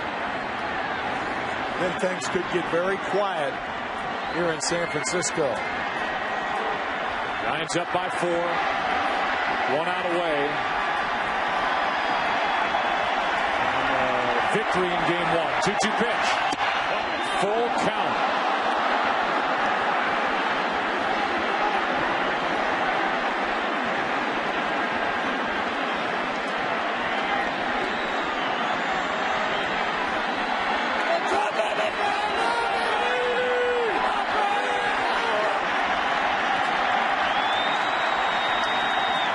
Kinsler on 3-2. Pops it up. Should end the night. Shearholt's coming on. Giants win game 1.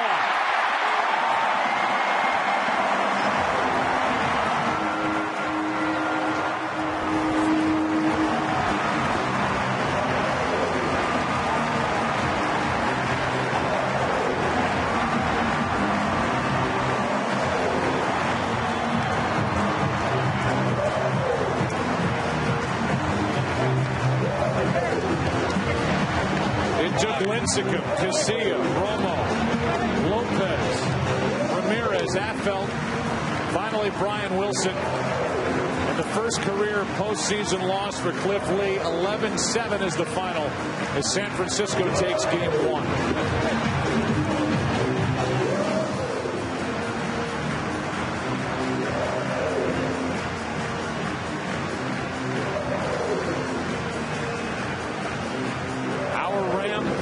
Player of the game here for game number 1.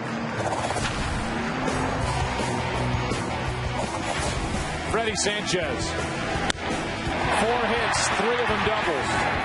3 RBIs, 2 runs scored. And out of that number 2 spot, major damage for Bruce Bochy and the Giants. What a start to his World Series career. And he's standing by with Ken Rosenthal. Kenny? Thanks, Joe. Freddie, doubles in your first 3 World Series at bats. That's a record. Did you know it was a record, and did it even cross your mind? I did know it was a record. It didn't even cross my mind. You know, I was just glad that I was able to help the team today and get some runs across the board and, but most of all, get the W. How were you so successful against Cliff Lee? You know, I don't know. You know, I just tried to, I tried to put the ball in play. That was my goal today, was just try to put it in play. We know there was a lot of strikes. Try to get ahead of them early, and I was able to find some holes. Down 2-0 to Cliff Lee. How worried were you about the team's chances? You know, we weren't too worried. We were actually surprisingly calm in there, and we were able to get some things going, and, but that's our team. We battle and we fight, and we know that 2 runs isn't that much. You know, obviously, Cliff Lee's one of the best pitchers in the game. He's been unhittable in the postseason, but we still felt like we had a chance.